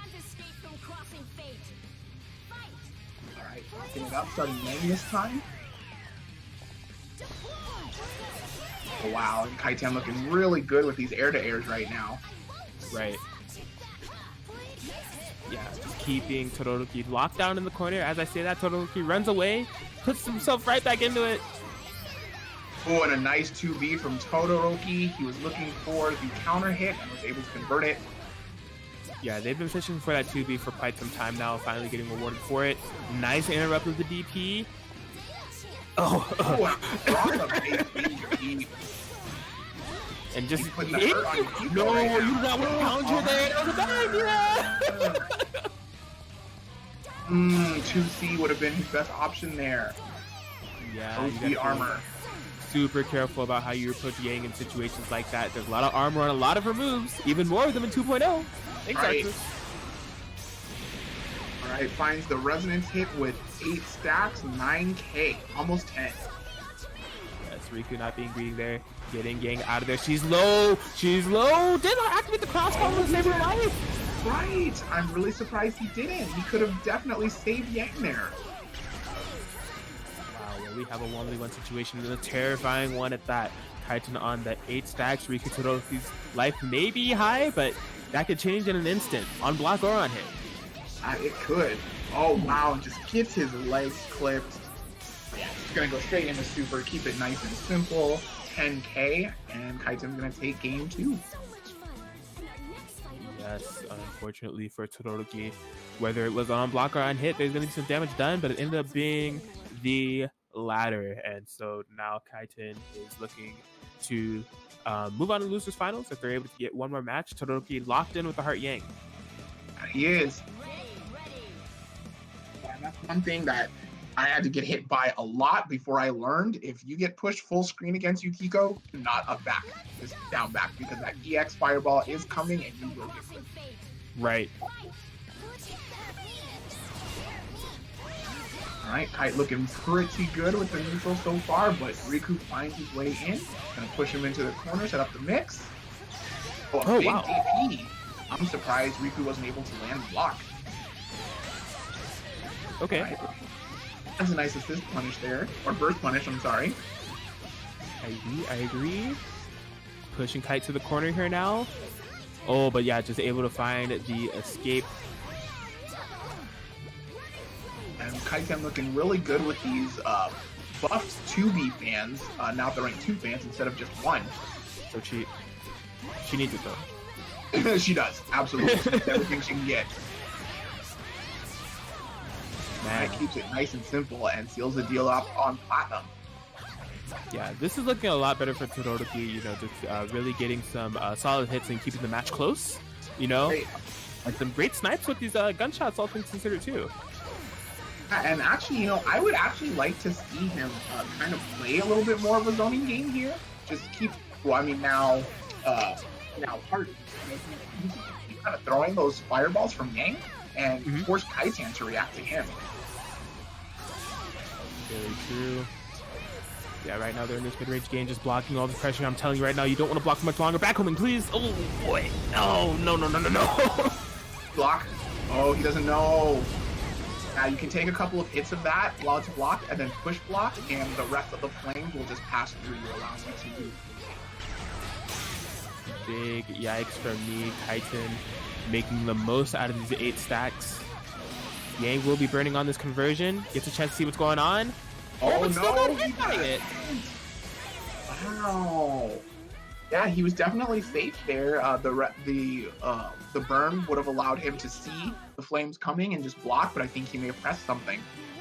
Yeah, quite honestly, I think that... So, I'm going to make the hardest of calls.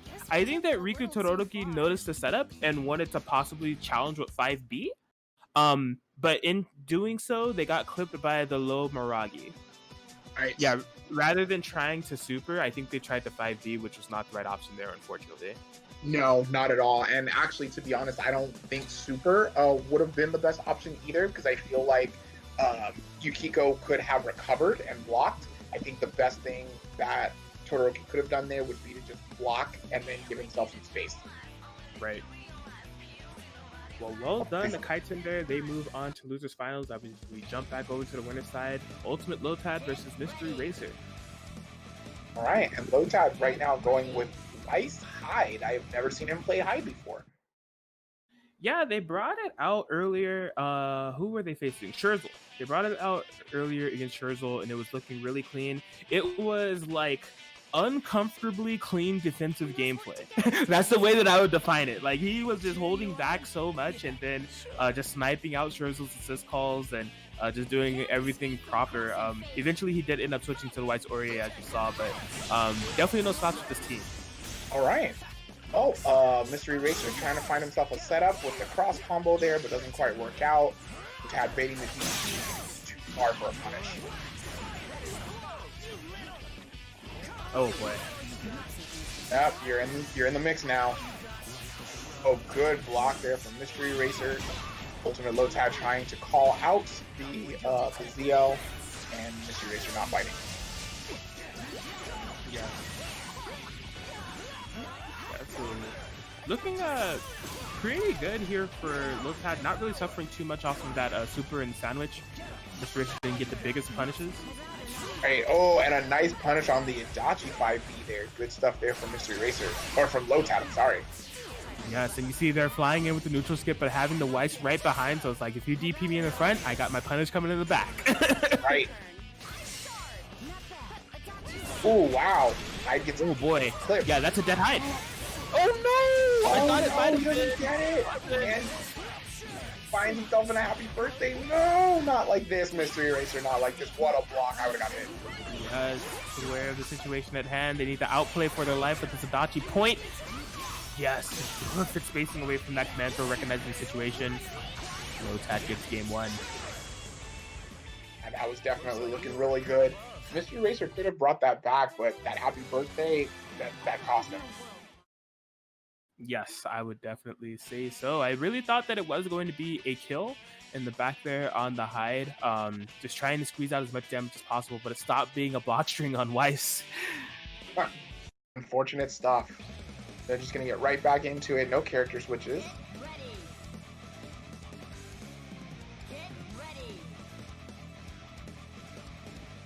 Well, here we go. I don't think there was too big of problems with the way that Mystery Racer approached the neutral game there. I think it was honestly just needing to it mainly just coming down to decision making, in my opinion, and possibly just need to clean up a couple punishes here and there. I agree. So let's see if he can make those adjustments here in this next match. Here we go, game 2. Oh my, that could have been way worse. I thought we were gonna get a big old happy birthday confirmed. Still the sandwich. Oh man, where did Adachi's life go? It just went down the drain. He's already at a quarter health. Bruh, it's been 8 seconds. What is going on? And that was so smart from Lotad. He was above Adachi, and then he just pressed air speed to punish the assist.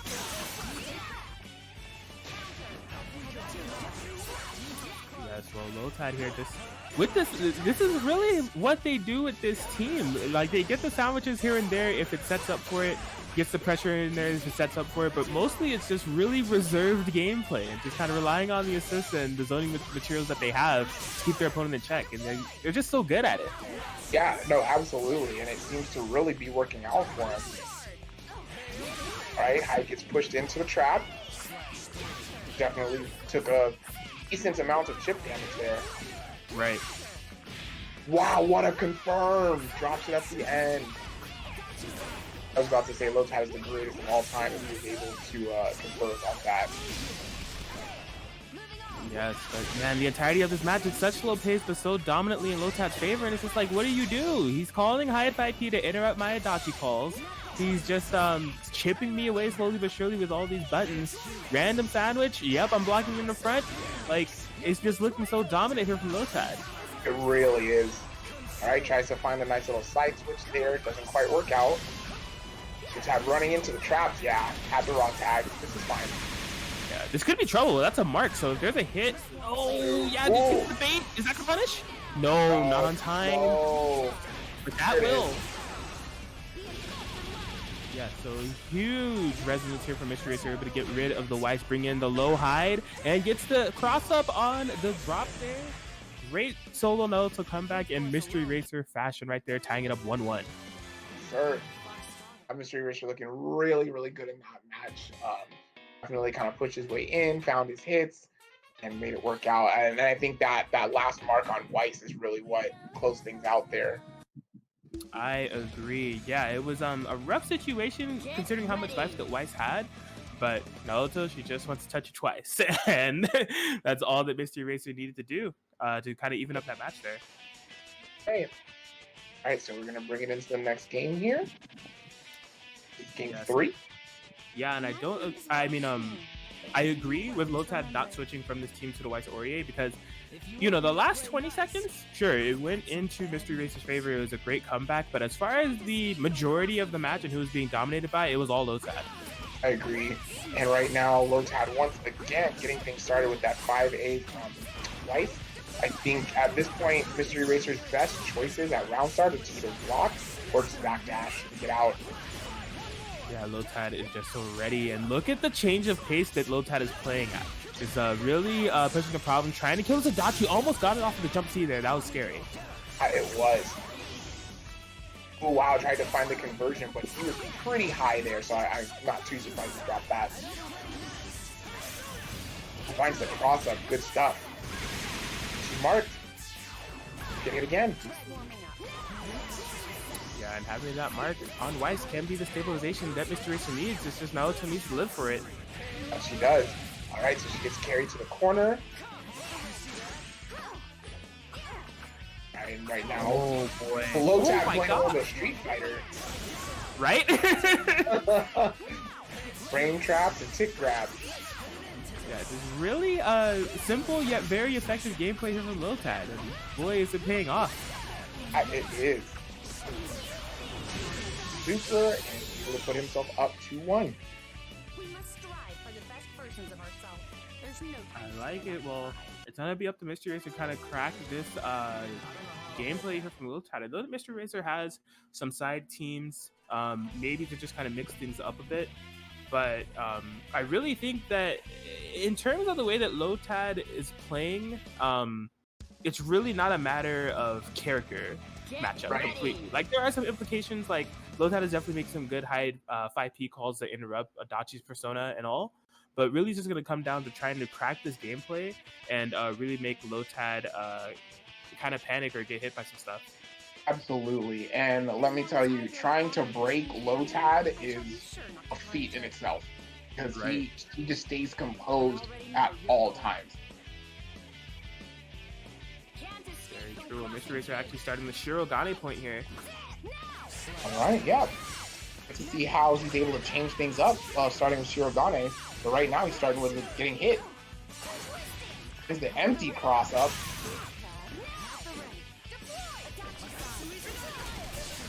He's back into the sandwich situation. Good push blocks from Lotad to avoid the unblockable. Mystery Racer was there, ready for the right, and got him mark on Weiss respectively. And that's pretty important. Lotad choosing to pull Weiss out of the mix. Oh, wow. What a bait. Super good. Oh, wow. And Mystery Racer just pressing a button there. Carry high to the corner and get a nice chunk of damage. Oh, no! That's routed into the improper super there. I can tell you right now, Mystery Racer is not happy about that drop. Not at all, and their resonance is completely over with now. They got to make this comeback so honestly with just a Dachi. Nice throw to start it off. Absolutely. Gonna punish the push block there. Oh, man. Still avoids the burst altogether. Yeah, the trajectory on that Weiss burst is so weird sometimes. It is. Lotad finding himself with a hit here. And push Mystery Racer to the corner as far as possible. Mystery Racer trying to push his way in. Constant 4A and 5A checks from those solid Weiss buttons, and this is looking like the match. Absolutely. Goes into the super. And Lotad's going to take it 3-1 for Mystery Racer. Solid showing there from Lotad. I mean, we saw signs of it when they were fighting Shurzl. They are definitely very comfortable with this team, slowing things down, winning those neutral interactions. Just really kind of, I like this team for Lotad a lot. It's really letting the strengths of their gameplay shine. And which is like kind of ironic to say because he's like one of the best Ories I've seen too. But like just really just kind of breaking things down, just boiling it down to, you know, solid neutral game. And I really like the way that he played that matchup. Yes, no, me too. Definitely very, very strong, very dominant. It looks like we are getting right into the next match, which is going to be Mystery Racer versus Kaiten. Yes, it is. So this will be our losers finals coming up here. These two did face off in winners, and Mystery Racer was able to take it 3-0 over Kaiten. Kaiten never switching to the Hilda, but now they're busting out for losers finals. That's right. He's like, I'm not playing any more games. We are in losers. We got to play at our best. So I like this decision. All right, finds a nice J2B into the Phoenix. And he's going to be able to get 3 stacks and block the burst. Good stuff. Yeah, a solid start here for Kaiten. Bringing out the Hilda for this match. Whoa! So cool to use the ball to hop over the DP from Naoto. Good stuff there from Kaiten. That was nutty. Oh wow, Mystery Racer was wanting to set up an unblockable there, but didn't recognize that Kaiten actually got hit by the 6 feet. Ooh, wow, trying to bait a grab there, but Mystery Racer, or Kaiten, or yeah, Mystery Racer not biting. Oh, clutch active switch here, saving Adachi's life. Tried to go into the EX shots to pick up the combo, but she fell out. Yes, and this is, look at all the stuff that Kaiten put on the screen at once. What a team. So that is Kaiten's favorite thing to do, is put things on the screen, make it very hard for his opponent to play the way they want to. Yes, but Naoto DP is working out for Mystery Racer, able to save that sliver of health. Naoto there gets clipped by the 5A. This is big trouble. Are we gonna laugh at him? No, opting to build Phoenix stacks, which I think was kind of risky. Yes, you dropped the combo and get I don't like it. Oh, yep. Adachi is hurting. Yes. This is where Yukiko shines because, yep, there you go. Just gets a nice cross up. All right, ended up working out there. Solo now looks like for Mystery Racer, not to be slept on though. Not at all. Ooh, and a nice punish with the super there. Kaiten's gonna take the first game. Looking good, looking good. So already a turnaround from when we last saw these two players, 3-0 in Mystery Racer's favor. Kaiten busting out the Hilda, and now it's looking like a different story so far. It is. You know, Mystery Racer played that first game really, really well. So I don't think there's too many adjustments that he has to make. Probably just want to get a few cleaner confirms, and it should be good. I agree. All right, taking a minute. Things Racer, over. Maybe switching teams. They have multiple. Or no, just flat out switching the the order of Naruto and Adachi. All right, not a bad choice. Yeah, so I thought we may have been seeing the Adachi Seth come out. That's a team that Mystery Racer has definitely been messing around a lot with lately. But no, I guess it was just a mental note. You know, they want to start Naruto, so they're just going to switch the team altogether and saying they're committed to that. Can't escape from crossing fate. All right, here we go. Game 2. Starting Naruto this time. I think I like that choice. I think he's doing that so that he has the 6P from Adachi to kind of contest Hilda in the air. Right. Alright, build the stacks. Alright, we're up to 7. Yeah, 7 stacks on Yukiko. I don't think that was a bad idea at all to bring in the Adachi and slow things down. I agree 100%. Oh, and a nice 2. That was so smart from Kaiten. I agree. Instead of just ducking, I'm going to 2C, so that way if he approaches on the ground, I covered, and it recovers pretty quickly in its own, so he was able to jump in the approach from the air. So good stuff. Yes, and the big 60 going to be shooting, and with the Mark mark. up.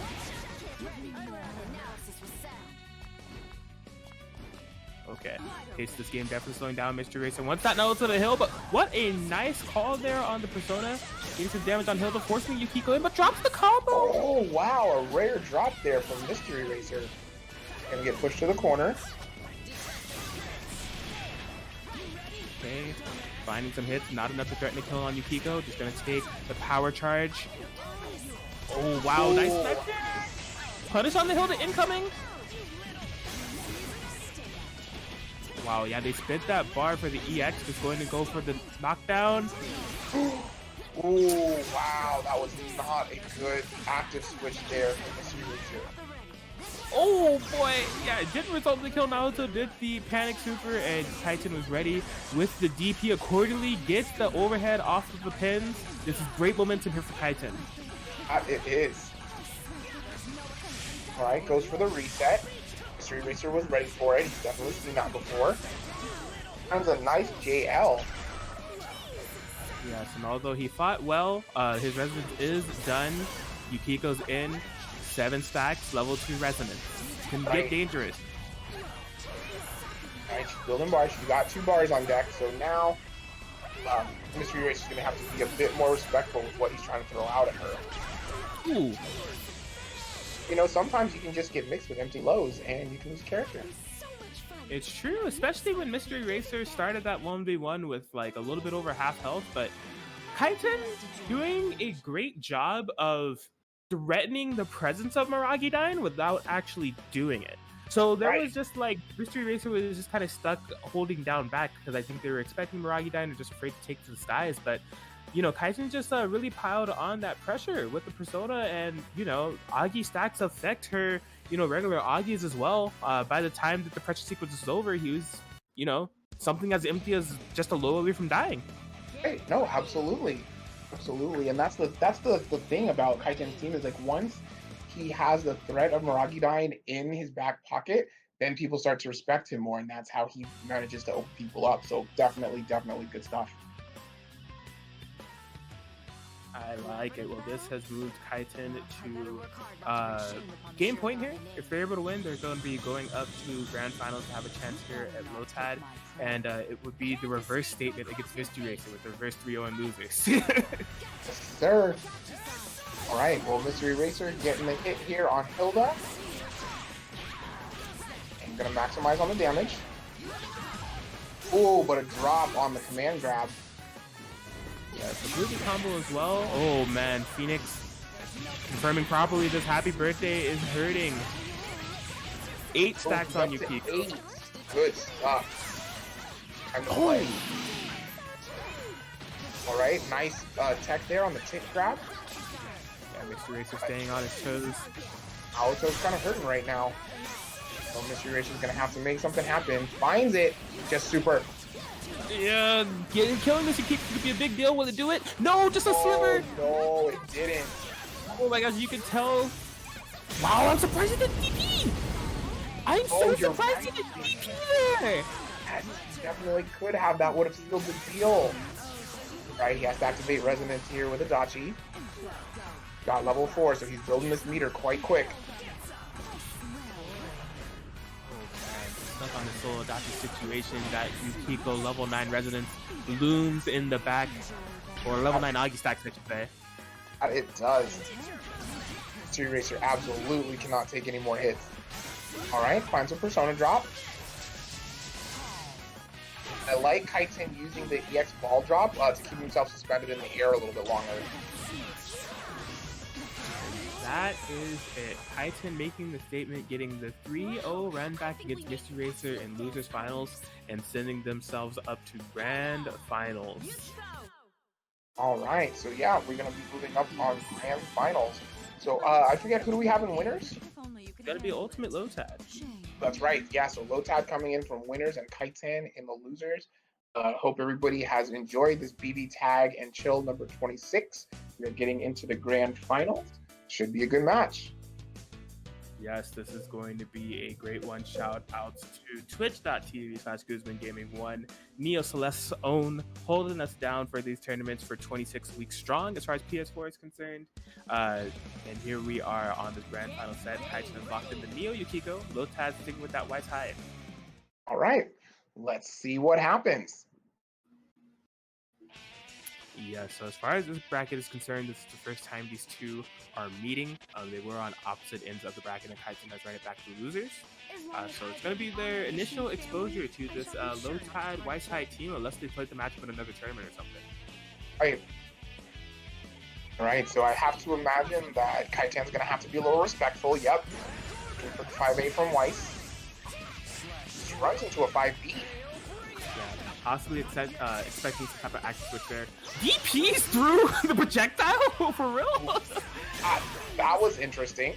Man. I have to imagine he was going for a push block there and did it a little late.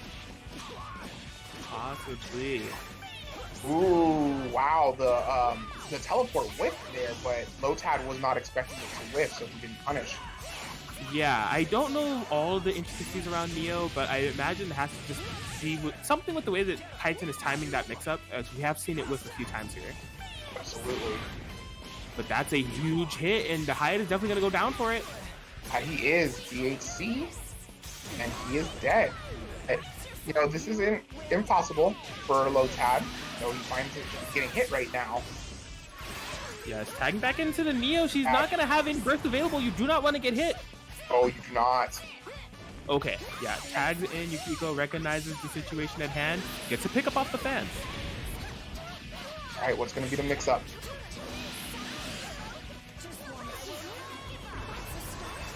Okay.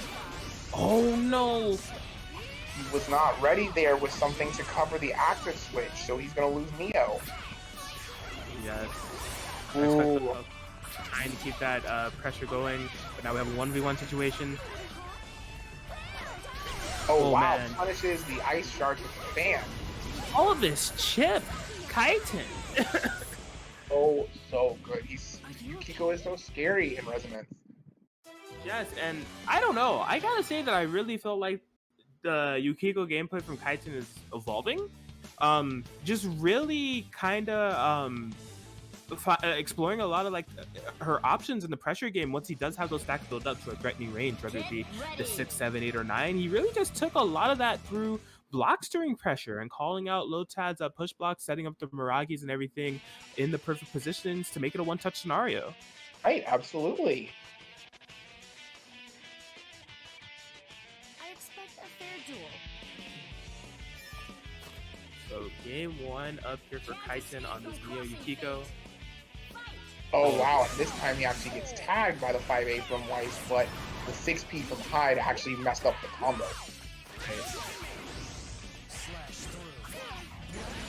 Alright, and Lotad finds himself a nice side switch there, and he's going to punish the first. Ooh, both of Kaiten's characters are already bleeding pretty badly. Yeah, this is looking really rough.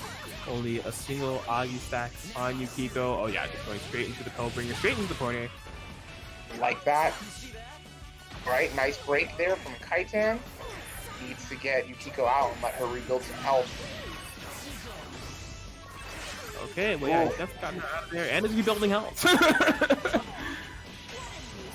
All right, nice burst there from Lotad. Oh, Wow, man. and he just runs into the ice shard. Yeah, just the tail into that shard, clipping Neo. Oh, I love that Oki setup. Yeah. First punish right after. All right, Yukiko dies, and Neo coming in with about 2 HP, and Lotad just rushes in with an air dash B and is able to kill. Yeah, simple and clean gameplay there from Lotad on this Weiss Hide. A nice response there, and yeah, it was just really, I don't even really know what to say. It's just this Lotad game plan that has just been working out and it's been causing so many people trouble in this bracket. Absolutely. And it's funny because Lotad's game plan is really just to outplay you. You know what I mean? He's going to outplay you in neutral. He's going to put things in the right places. Gets a hit. He's going to cash out damage with supers pretty instantly and just not give you a lot of chance to burst. So he's just playing super solid. Yep, you are absolutely right. And it's been a treat to see. I'm glad to see that Kaiten isn't switching off and losing confidence after that last game. It was a very one-sided one, but they had some magic there in that first game. See if they're able to reclaim it. All right, and I really like Lotad not using the active switch till the very end. And just like I said, just go straight into the super to cash out on damage. Yeah, just some solid Oki there. 50-50 game with the high-low Lotad. Super dominant here in this game 3. Yeah, and Kaiten just trying to do anything now to get a hit with Neo, but I think it's in his best interest to just take her out, or Lotad will take her out for him. Yeah, that's the theme of the day. We're just like, take the character out, and then they die. And it's like, well, they're out. You gotta know when it's time to just bring them out. Like, don't set up too much, just get them out. Well, a huge mountain for Kaiten to climb here. Has built up to the 6th bar, and now 8, but the problem is Resonance is going to run out very soon. Activate Maragi right now. No, we are Pellbringering straight through that. Animation supers. Wow, that's so good. And then the knockdown at the end kept him suspended above the flames. Good stuff. No, there was no confirming the super. I think that could have been a dead hide. Yeah, he dropped the combo there. Usually he picks up with the crouching light, and it didn't pick up. It whiffed. Oh, clutch What a DP there from DP. Kaiten. And goes straight Kill. to the super. This is looking good. 1v1 situation. Gets a little bit of health. All right, Lotad going straight into Resonance, and then a nice DP, and Kaiten was pressing something there. I don't know if maybe he tried to super and didn't realize he didn't have bar, but I'm kind of surprised that he got hit. Yeah, it wasn't a counter hit, so I'm inclined to believe that Kaiten might have up-backed. Okay. All right, well, right now Lotad is sitting on tournament point. That indeed he is. All the pressure is on Kaiten right now, and when their back is up against the wall, they're pulling out the Hilda Yukiko to save the day. All right. Well, let's see if he's able to make some better adjustments with this team, a team that he's definitely a lot more familiar with. So I have to imagine the play is going to be much, much cleaner. Right, and you know what? Emphasis on what you said there, cleaner. I don't think there was much of a problem with the Neo Yukiko, just with in terms of cleanliness, because we saw some Neo get some hits in that last game, but what we're known for seeing with Kaiten is confirming all of those hits into the Phoenix stacks, into yada yada yada, you know. But Right. switching to it where they'll definitely have that available when their back is up against the wall, see if they can do it. Sir. All right, good block so far here from Lotad. Not just as I was about to say, not falling for any of the tricks. But that was a really smart assist call from Lotad. He knew he was going to get hit, but he knew that the 5P from Hyde would also punish Hilda. Yes, what a perfect screen freeze on that cross combo activation, able to recognize that they were going to get that free life super. Oh, wow. Just Nice calling him ball. out from the air. Good stuff. And a DP to punish the burst. I like it. Clean stuff here from Kaiten. They're really trying to pile on this Hilda pressure. Lotad staying patient, gets clipped by a 2A. 4 bars on deck here for Kaiten. All right, gonna go for a reset. Tad's Ooh. seen it. Ready with the punish. A nice burst there from Kaiten. Oh wow, gets hit with the overhead. So Hyde is down. Yes, and 2v1 scenario here. This looks really good for Kaiten. Unblockable or hard to blockable. That was right. Good blocks on the EX low. Runs into that 5A. Oh yeah, very nice there. Recognizing that it was a safe situation, getting some life back for it. Kaiten. Yep. Cross They raid. auto comp cross raid, and they have tied it up 2-2. Right. So if Lotad is able to win this next game, he will take the tournament. Kaiten manages to win, then he will reset the bracket. Yes, but there is one minor detail about this match. I'm wondering if it's going to come to fruition now. Lotad has been on Weiss Hyde this entire time. That's right. So And he can has make the switched. switch. Absolutely. Oh. One of the privileges of being on the winner side of grand finals. You have a lot more games to, kind of just play it out, see if the the side team works out, and then when you get into trouble, you're like, all right, now it's time to pick the main stuff. Yes, so a lot of pressure on Kaiten in this moment. Lotad bringing out the main team in a 1-1 scenario, right? For Kaiten, they have to outplay Lotad's main team in a 1-1 scenario. Here we go. Round start DP. Oh, but parrying the follow. What a response there from Lotad. He's like, you're going to DP me at start? I'm just going to go ahead and counter you on the wake up. Daggers. Okay, fine to hit on the overhead, getting some significant damage here on Aurier, or Weiss. All right, good push block. Lotad still finding his way in either way. Tries to punish the active switch, but it doesn't quite work out. Oh man, and a blue beat combo, not teching throughout the entirety of this. Gonna get a DP in there, straight to an air blockable setup. What in the world? Oh my goodness, Lotad, you're the best.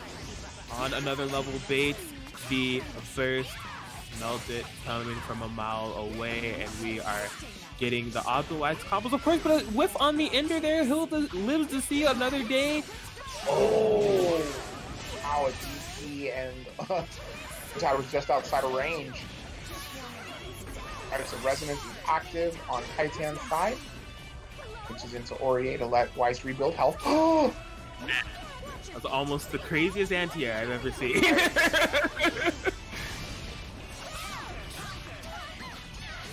Alright, carrying Lotad to the corner here is Kaiten. Gonna get the setup. Blocks from Lotad. He's seen that setup before. Right, and some big hits here, but just not enough Augie stacks to make it all that threatening. Only 3. The big jump in gets the DP. Lotad's characters are kind of low. It. Snipes out the Okay, alright. Alright, good choice to Resonance there. That's a good choice on the air fans. Perry not making contact, gets the big 5A here. 2C cancel. No! Wow, Lotad. He saw Kaiten running forward. He's like, I'm that. Lotad is going to be your BBTAG and chill. Yes. Great showing here from Lotad. Just a very well played run here from Lotad all the way from their set with Shurzl, just going through with this Weiss Hyde and Weiss Aurier. Solid stuff all around. Absolutely. It was definitely a great tournament. A lot of good matches. Obviously, a lot of good players. Lots of repeats. Couple of newer faces, but overall, really good. So thank you everyone that joined us on the stream tonight. Shout outs to Guzman Gaming for hosting. He's been a pillar for the BBTAG community since quarantine. So shout outs to him for hosting this and BBTAG. Absolutely. That concludes BBTAG and show number 26. Just to round out the top 3 again, we had Mystery Racer in 3rd place, Kaiten in 2nd place, and Ultimate Lotad in 1st place. shout outs to all three of them and everybody else who competed and everybody else who's watching. If you enjoyed this, be sure to follow and subscribe to Guzman here on Twitch. You can also subscribe to him on YouTube. Link is in the chat. Follow him on Twitter. Links are down below.